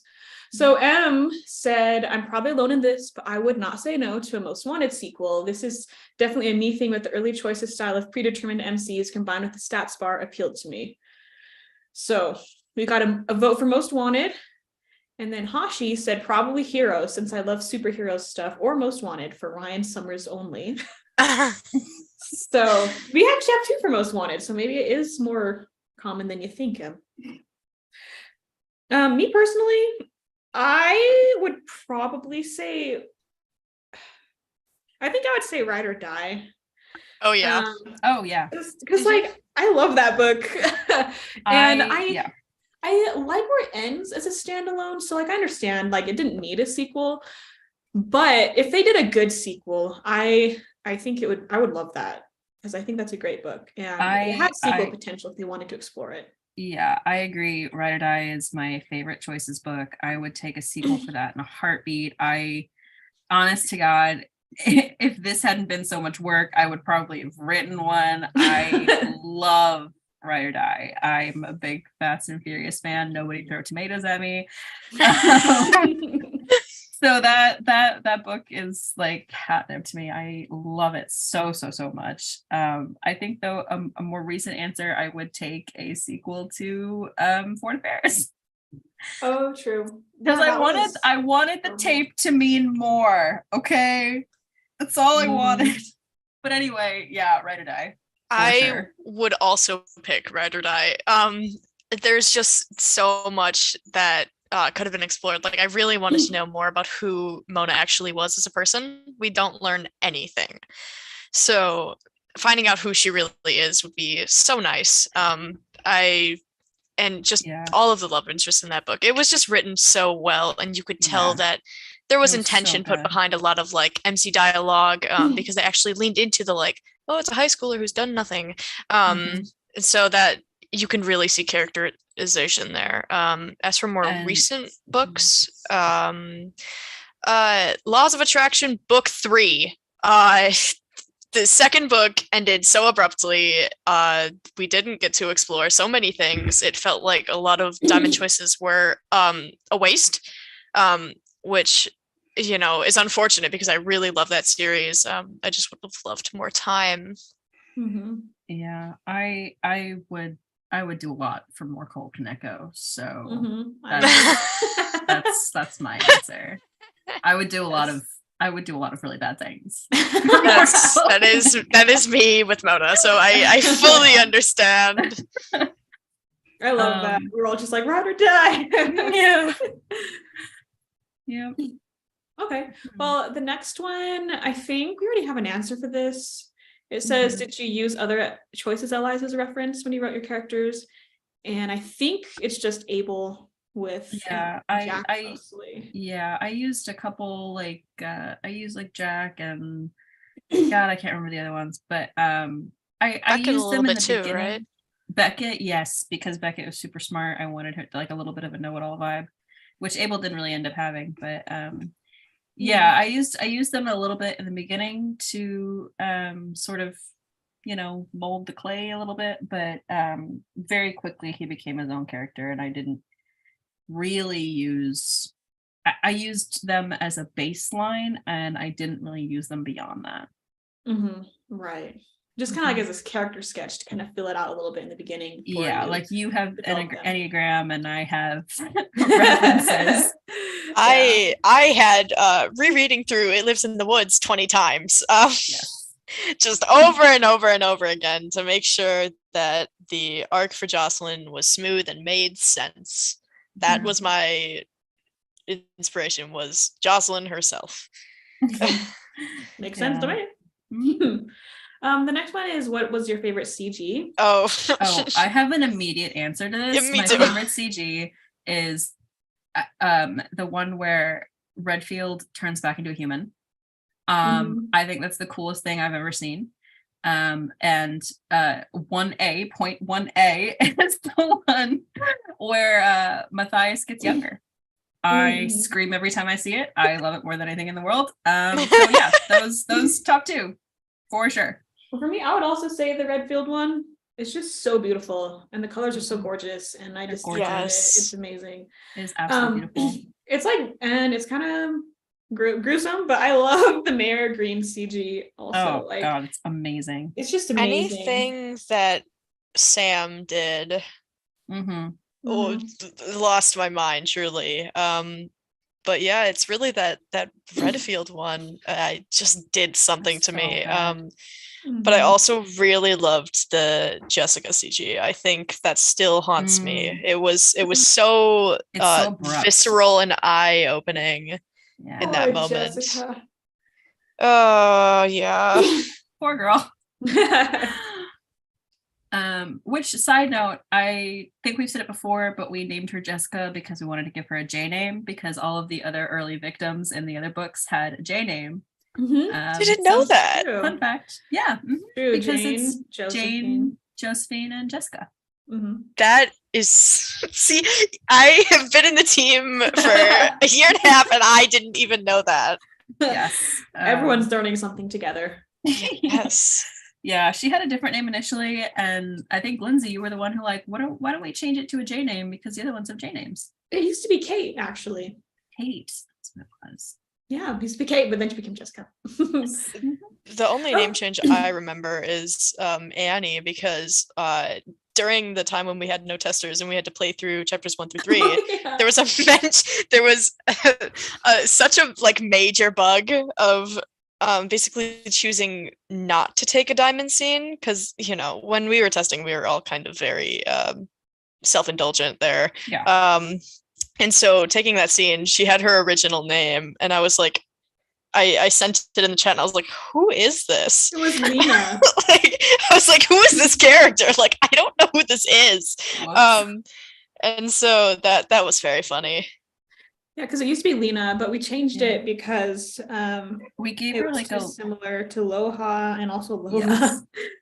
And so we changed her name to Annie. Yeah, gave her a creepy little kid name. Exactly. And like Annie just sounds so cute. And then she's so creepy. And so we thought it fit better. Mm-hmm. So what's your favorite part of the finale in a non-spoiler way? Anne's answer to this is one word: angler. Those who know. Those who don't know will know, maybe, if they choose this route. I don't know, so it's possible I haven't chosen this route. Oh, really? She was going crazy about it and like posting about it when she was writing that scene. Oh, okay. My bad. Maggie knows now. Okay. Yes, I do. Yes. Yeah, okay. I have an immediate answer for this. It's a Matthias scene, and it's specifically if you're on his romance, you will know it when you see it. It's probably one of my favorite things I've written for this book. Yeah, and you guys know what it is, I'm sure. Mm-hmm. Yeah. My answer, not to get vulgar, but one word: orgy. Anyone who knows will know what that means. So just so you guys know, there's not an orgy. This is a reference to a specific. No. It's an inside joke reference to a very specific route that I suspect not many people will get. If you do get it, you will get a at least CG. Intentionally. Yes. You would have to kind of try for it. You would have to try for it. You will get a CG if you get it, and it is a scene. Yes. My favorite part of the finale is just the love, man. It's all about the love. It's a romantic comedy. It's a comedy. Yeah. That's all I'm gonna say. Villain LI fan here. Did you use other choices villains as an inspiration for Matthias? I did not.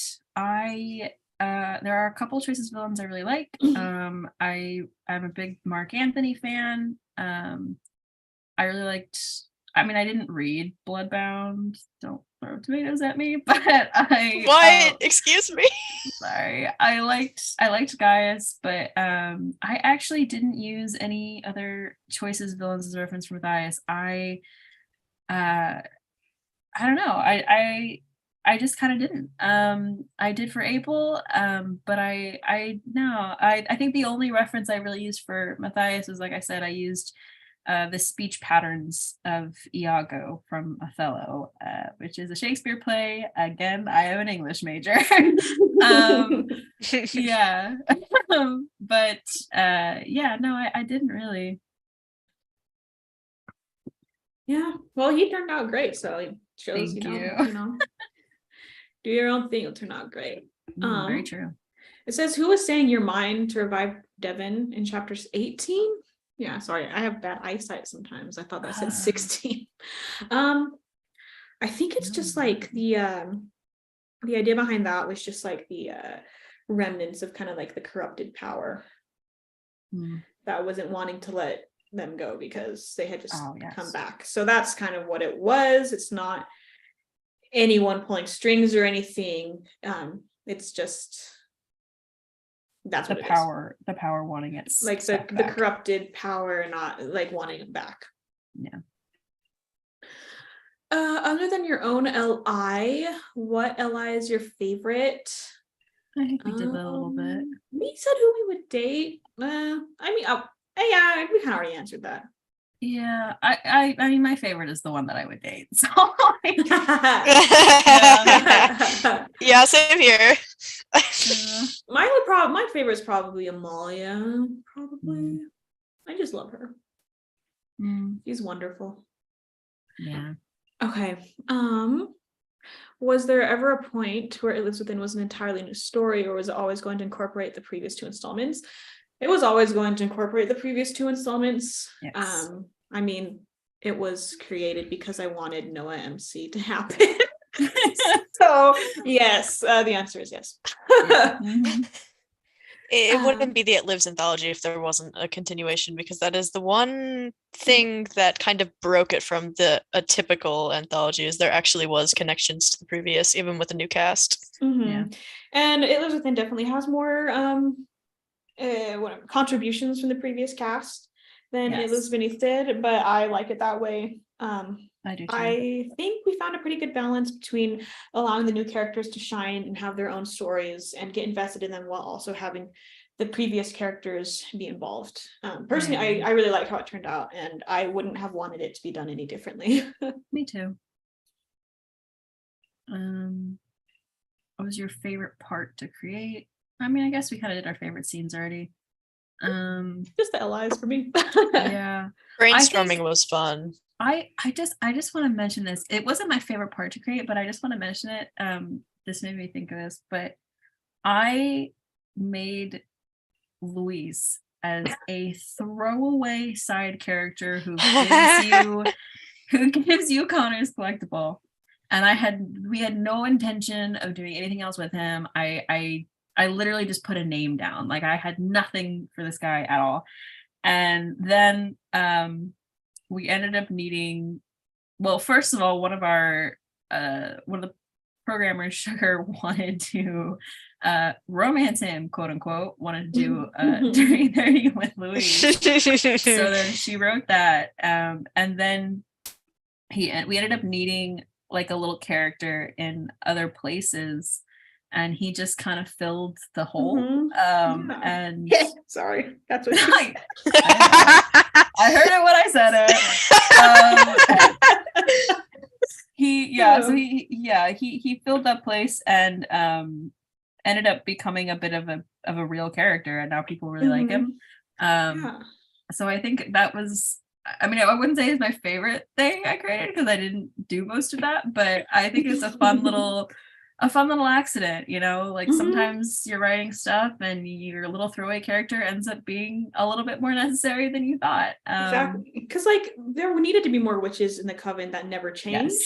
Yes. And so he was just kind of like the main witch who's not like the head witch, who's not Ava or Sunny.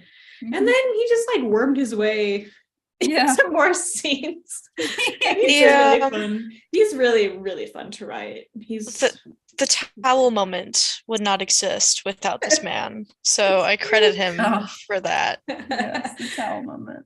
Wow, that was funny. Just so you know, we're close to being done. We have a few more questions, but just so you know, it's not going to keep going on forever. We have like 5 we have 7 more questions, but we'll try to make it quick. So the next one says, how did you guys feel knowing you made almost the entire It Lives fandom happy with a satisfying continuation and conclusion to its story? Over the moon. I feel so happy.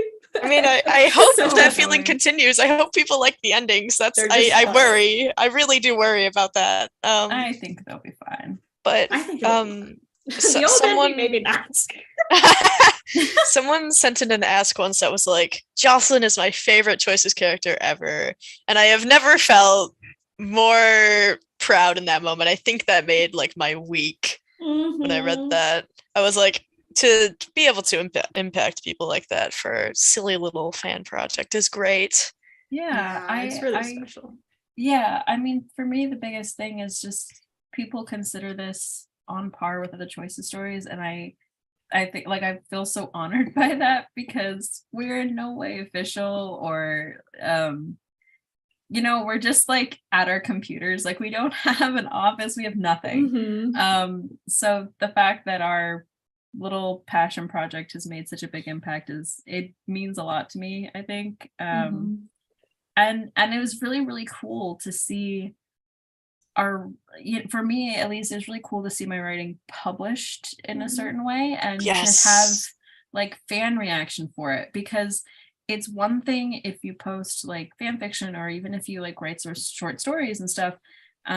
It's another thing to have a fandom, and to have a fandom is such a unique thing that really only big companies get to experience. And I think for me, that was my favorite part, is the fact that we got a fandom and we had like fan art and edits and all this stuff that you just don't get unless you have a certain amount of success already or money or, you know, stuff like that.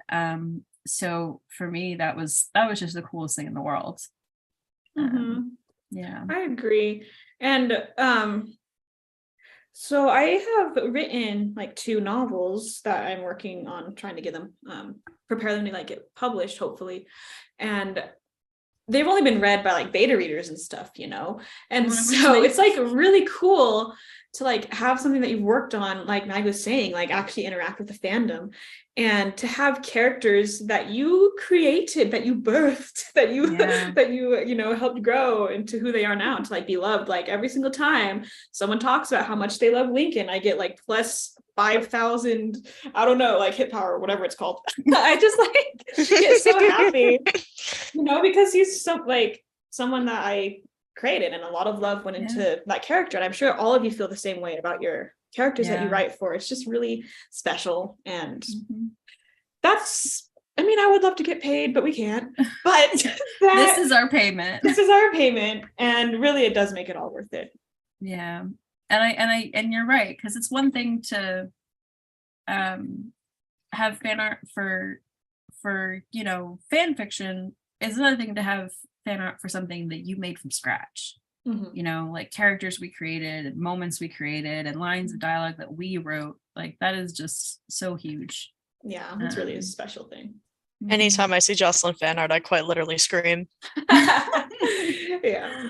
Yeah, whenever I see Abel fan art, I get very excited because like I made that whole character up, you know, like I made him totally. So that was really cool.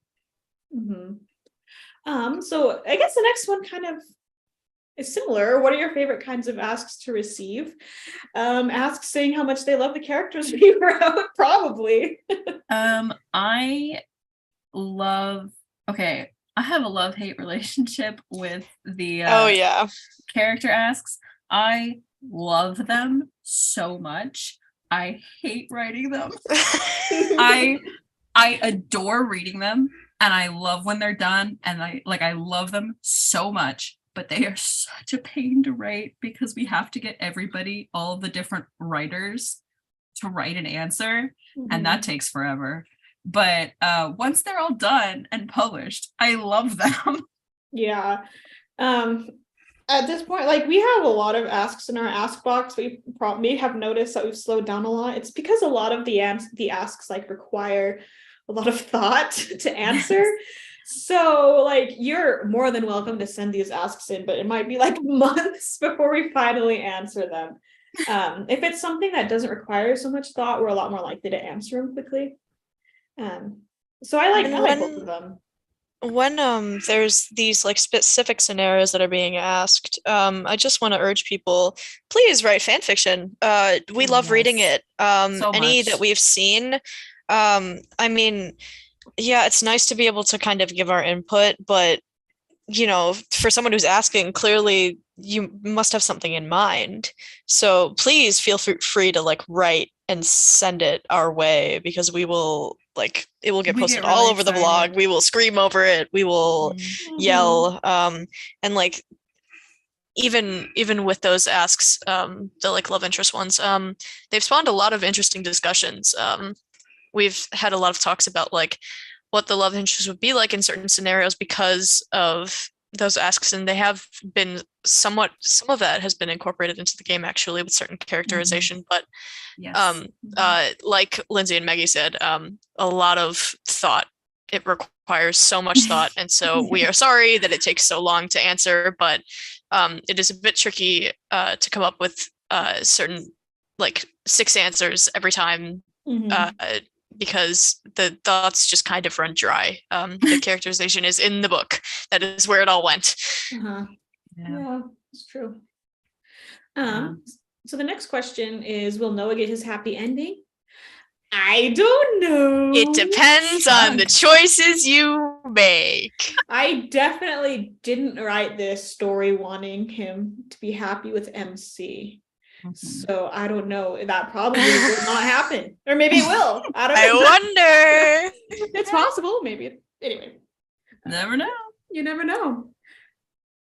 So the next one, Mag, do you want to read it? What will you miss most about this experience? So I know I complained earlier about the 24 hours a day texting, but I'm gonna miss that. That was fun. I miss it so much. Yeah, just like, talking in the development blog all day about random stuff or about the characters or anything like that. I'm really gonna miss that. And I miss, we don't really do it anymore because we're mostly done, but I miss when we would send when we were working on scenes, we used to send just like lines of dialogue that really we were like so proud of them. And I loved getting those and then seeing all of the really like the lines that people liked the most that they wrote and getting so excited for those scenes. Yeah, so I think that's the thing I want to miss the most is just our little server with our our writers and programmers and things. I miss it a lot. Yeah, I would agree with that. Oh, sorry. Yeah. That's all. Just I would agree. Okay. The brainstorming and the discussions were very, very fun. Yeah, it was. Mhm. I'm gonna miss a lot. Like I hope it stays active, but it probably won't. So I'm gonna miss like the active fandom, Yes. and people interacting with the story and sending us tons of asks, because whenever we go on hiatus, the asks slow down a lot. And so I'm sure that's how it'll be, when we're done. And so I'm gonna miss that Me because too. it's just great to see people fawning over characters that you love and situations that you wrote. Yeah, for sure. Yeah. Okay, this next sentence is really long. Give us listening.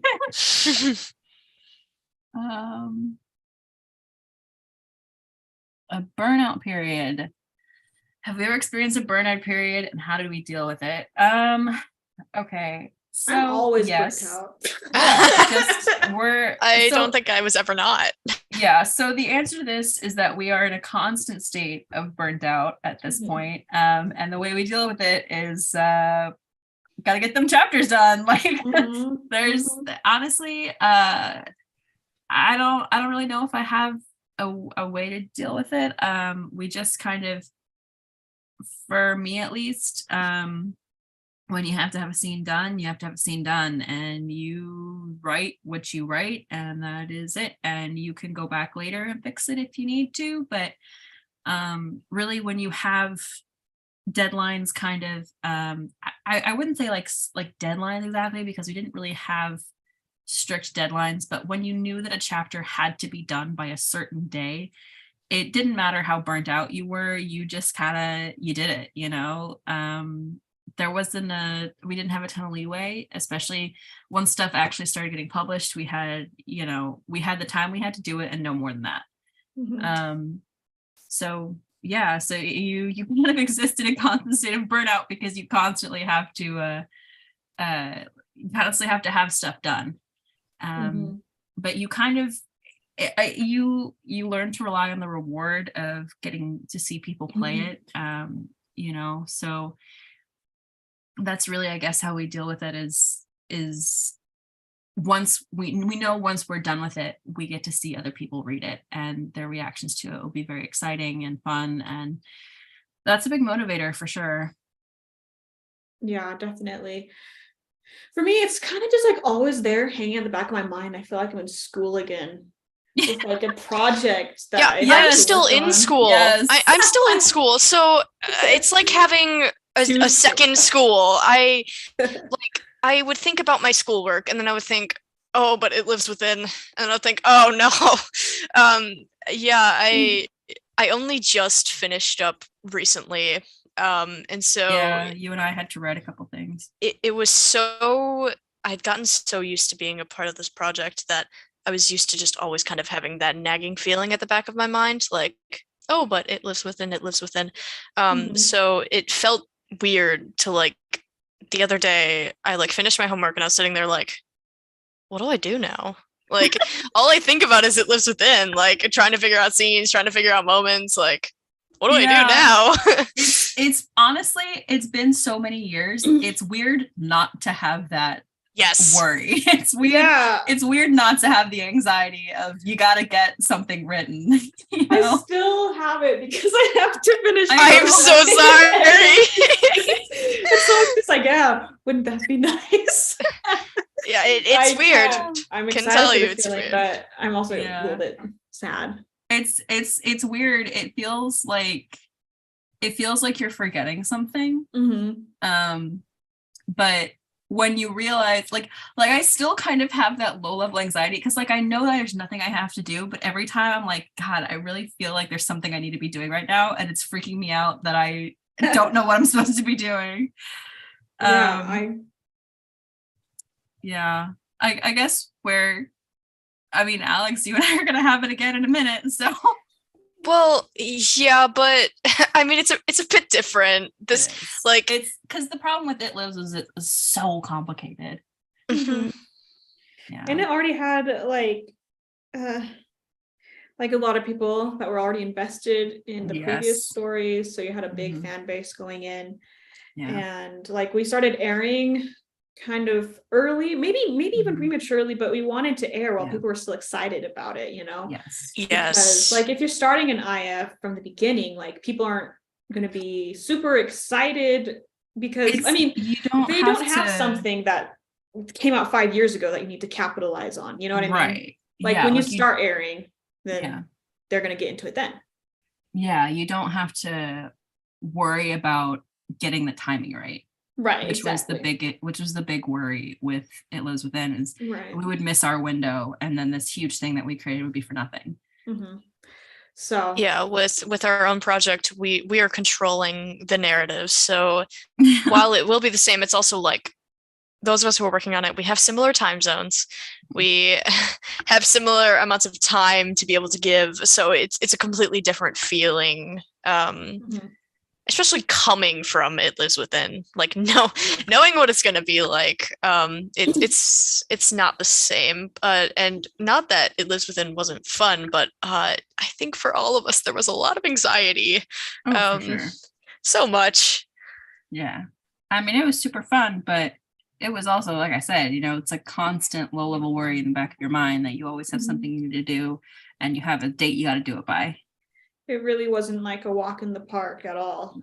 We worked really, really, really, really, really, really hard on this. Like, I feel like however hard you think we worked on it, we worked like 10 times harder. It's really hard to wrap your mind around how much goes into working on this, which is why it's like, it's very hard to do a fan sequel like this. Yeah. It's just very, very difficult. Yeah. Like I said earlier, like I had one scene it took me 10 hours to write. Like it's just one scene. I've written my own stuff, and one chapter didn't take me 10 hours. But now with this, because of how complex the story is and how many things you have to account for, one scene in one chapter in the whole 23 chapter book takes 10 hours for one person to write. And that I don't even think it was a hugely complicated scene. It was a complicated one, but not one that was like one of the ones with all of these characters who could have been dead. It was just a couple different dialogue variants that really hit the chapter hard. But it's so complicated to write even a little bit for this that it takes a huge amount of time and effort. Right. And I guess that kind of goes with the next question, which is, are there any other books from Pixelberry you'd like to see fans continue? I mean, it's going to be very difficult, and anyone who wants to do it, we wish you the best of luck. It's very easy to start, very hard to finish. Yes. Yeah. Yeah. And But if there are some sequels, we kind of talked about this, I guess, but like if someone wanted to make a Ride or Die sequel and you're able to kick it to the end, I wouldn't complain. Yeah, I'd read it. You know, I'd read it. So we're all for sequels, just we're not gonna write them. Yeah, Exactly. I've read all of the demos that have been posted by other people starting sequels, and I applaud you for getting that far at least, because it's going to be a long journey. But I'm excited to see what will happen. And be It's patient with it too.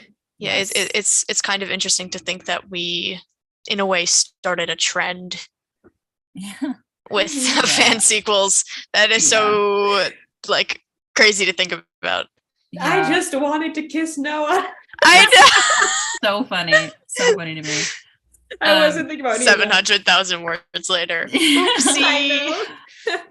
Yeah, I think my biggest piece of advice for this is to, and I say this all the time now, I didn't at the beginning, but I say it every single time this comes up, put as few variants as you can, because it's all fun and games. It's all fun and games until you have to account for them later.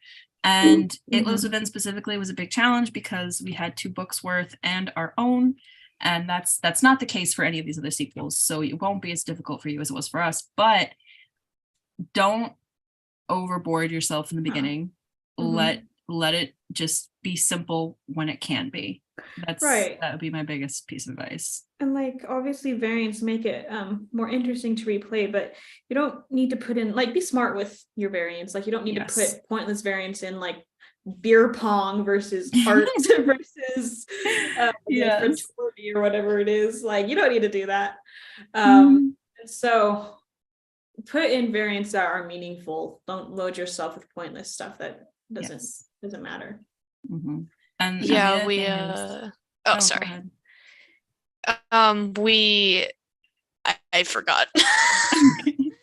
I was gonna say the other thing is focus on the romance, but the thing with these books is that people are here for the romance, but if the story's bad, they'll leave. So you have to, the romance is obviously going to be the focus, and it's going to be the thing that people care about the most, and it's going to be the thing you're going to get the most praise and asks and stuff for. But if you don't put as much effort into the story as you do into the love interest, because you know it's what people want, people are going to get annoyed because the story isn't good. So that is one of the biggest challenges, is writing the story and knowing that it's going to be secondary, but knowing that it's going to be, that people are going to love it because it's good, but they're not going to talk about it as much as they're going to talk about their love interest, you know, which isn't a problem because it's the same thing that I do. But you gotta watch out, you know, you gotta make your story good, but don't make it super complicated. Make it, you know, something enjoyable and something that's not gonna burn you to a crisp, because at the end of the day, it is a little bit secondary in the specific case of visual novels and stuff. Yeah, and like Maggie said, like people are going to care about their romantic interests the most, but like if you have a good story, then they're going to care about the romance interests more. Yes. And so you've already got an advantage going in compared to us, because we had up to 6 people can die in the first book. Then there's love interest. Then you have second book, 1 person could die, 1 person could leave. It could be both. And then you have the whole Redfield thing, and then we came up with personality variants. We have all of the different pronoun options. We have so much. You have an advantage because you don't have to deal with like all those 10 things. Different possible characters dead. I think the other big advantage is that they don't have to make new characters. You have characters that people already like. So you are already halfway through. True. We just have a couple more questions. We'll go through them real quick. This one says, is Amalia's sprite based on Black female Caden / Crown Shield? I don't know what that is, but female Kaden, that's from the Royal Masquerade, right? And Yes. the answer is yes. That's where her sprite originally came from, but then she was tweaked and changed and edited to be more unique. And then this question, I don't know, is favorite fanfics that you've seen for the project? Well, I know I've seen some, but it's been so long, I can't really remember. well, I love Layla's Lincoln birthday fic because it's so cute and so sweet, and I think she did a great job with the personality accuracy. So I know you're probably watching this, so I love that because I've seen that you've been posting, so I love it. You know I love it. As for me, I am not gonna lie, I haven't read anything other than It Lives Within like itself. But for art, I can talk about that. A lovely artist named Thea drew this series of the four-man love interests with flowers and constellations. Gorgeous. And the Jocelyn one has been my lock screen for like a year. And so thank you for that. I stare at it every single day. And to all of the artists, seriously, it means so much to see our characters, outside of our book. Yeah, I just love the different interpretations in fan fiction and in art of our characters. I think they're so fun. Yeah, we did a little winter exchange, a holiday exchange, in the It Lives Within public Discord server, which feel free to join that. We have that in our the link is in our pinned post. And it was a lot of fun seeing people's different arts and fan fiction that they created not only for themselves but for each other. So yeah. Yeah. For sure. Oh, Salem, we love your fics too. Yes, sorry. There's so many. Yeah. All of your fics destroy us. You know which one I love the most because I'm partial to certain people. I can't say what it is. Oh, I wonder who you're partial to. Wow. Oh wow, what a mystery. I will not say. I blackmailed Salem into finishing a fic. Oh my god. It's like, if you don't finish this, then you're not getting the rest of It Lives. So yeah, you've written so many that I can't even begin. Your angst scenarios fuel the gremlin in my heart. Yes. And well, that's like all the questions. We answered all of them, actually. I didn't know if you were going to do that, but we just kind of kept going because it's fun. Sorry if this was really long and boring. Sorry. Skip around, but we had fun making it. Yeah. If you guys have anything else you want to tell us or ask us, speak now or forever hold your peace, etc. We'll have to wait 20 seconds because there's a 20-second delay between us talking Oh, and boy. getting it on the live stream. And feel free to send us asks. We also have Yes. an Ask the Writers channel in the public Discord server, and we try to get back within 24 hours, depending on how specific the question is. Yes. And if you are looking for me, you have to ping me. My name is Maggie. You have to ping me because otherwise I am very busy. I don't usually look at it. But I will answer if I'm pinged. I get very excited when I get to answer. So if you're looking for me. Your name in the Discord is Connor's wife. Okay, my name in the Discord is Connor's wife. Wait, is it? Yeah, I it is. changed it at some point. I don't know, it's been a while, but yeah, so Connor's wife or Maggie, that's my that's my user. So yeah, ping me if you're looking for me. Yes. And you can ping me too. I'm Linky's mommy. Or Oh my Lindsay. God. It's because I'm his mother. Anyway. Yeah, I mean, Alex is at the start of mine. I'm married to two of our testers. Don't ask. The family tree is complicated. Oh yeah, that's another inside joke. Oh my God. But yeah, feel free to ping any of us. We'll get back to you as soon as we can. And you can also ask questions on Instagram and Twitter, Reddit as Tumblr. well.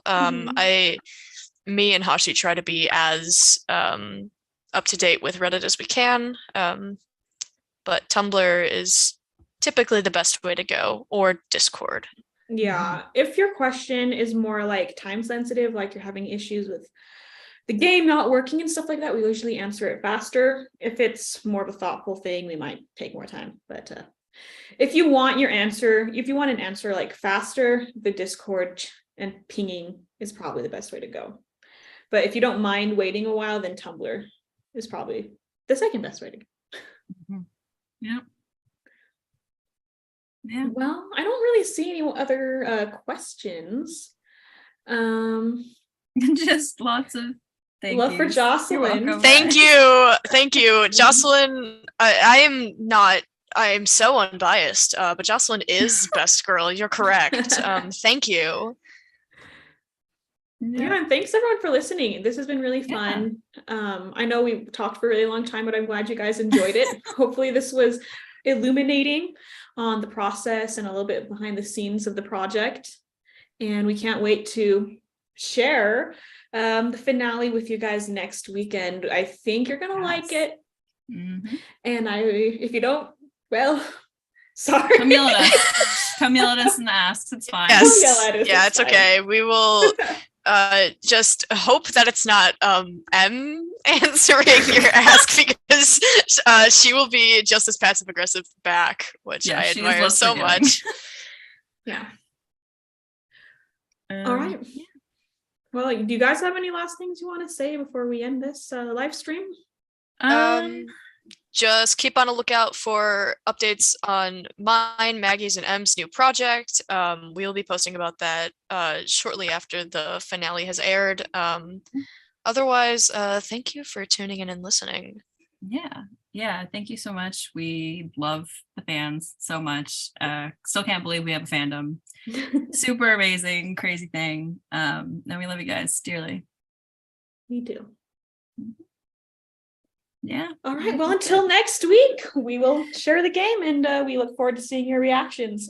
Hope everyone has a great weekend. And yeah, we will talk see to you you next soon. week. See you next week. Yes.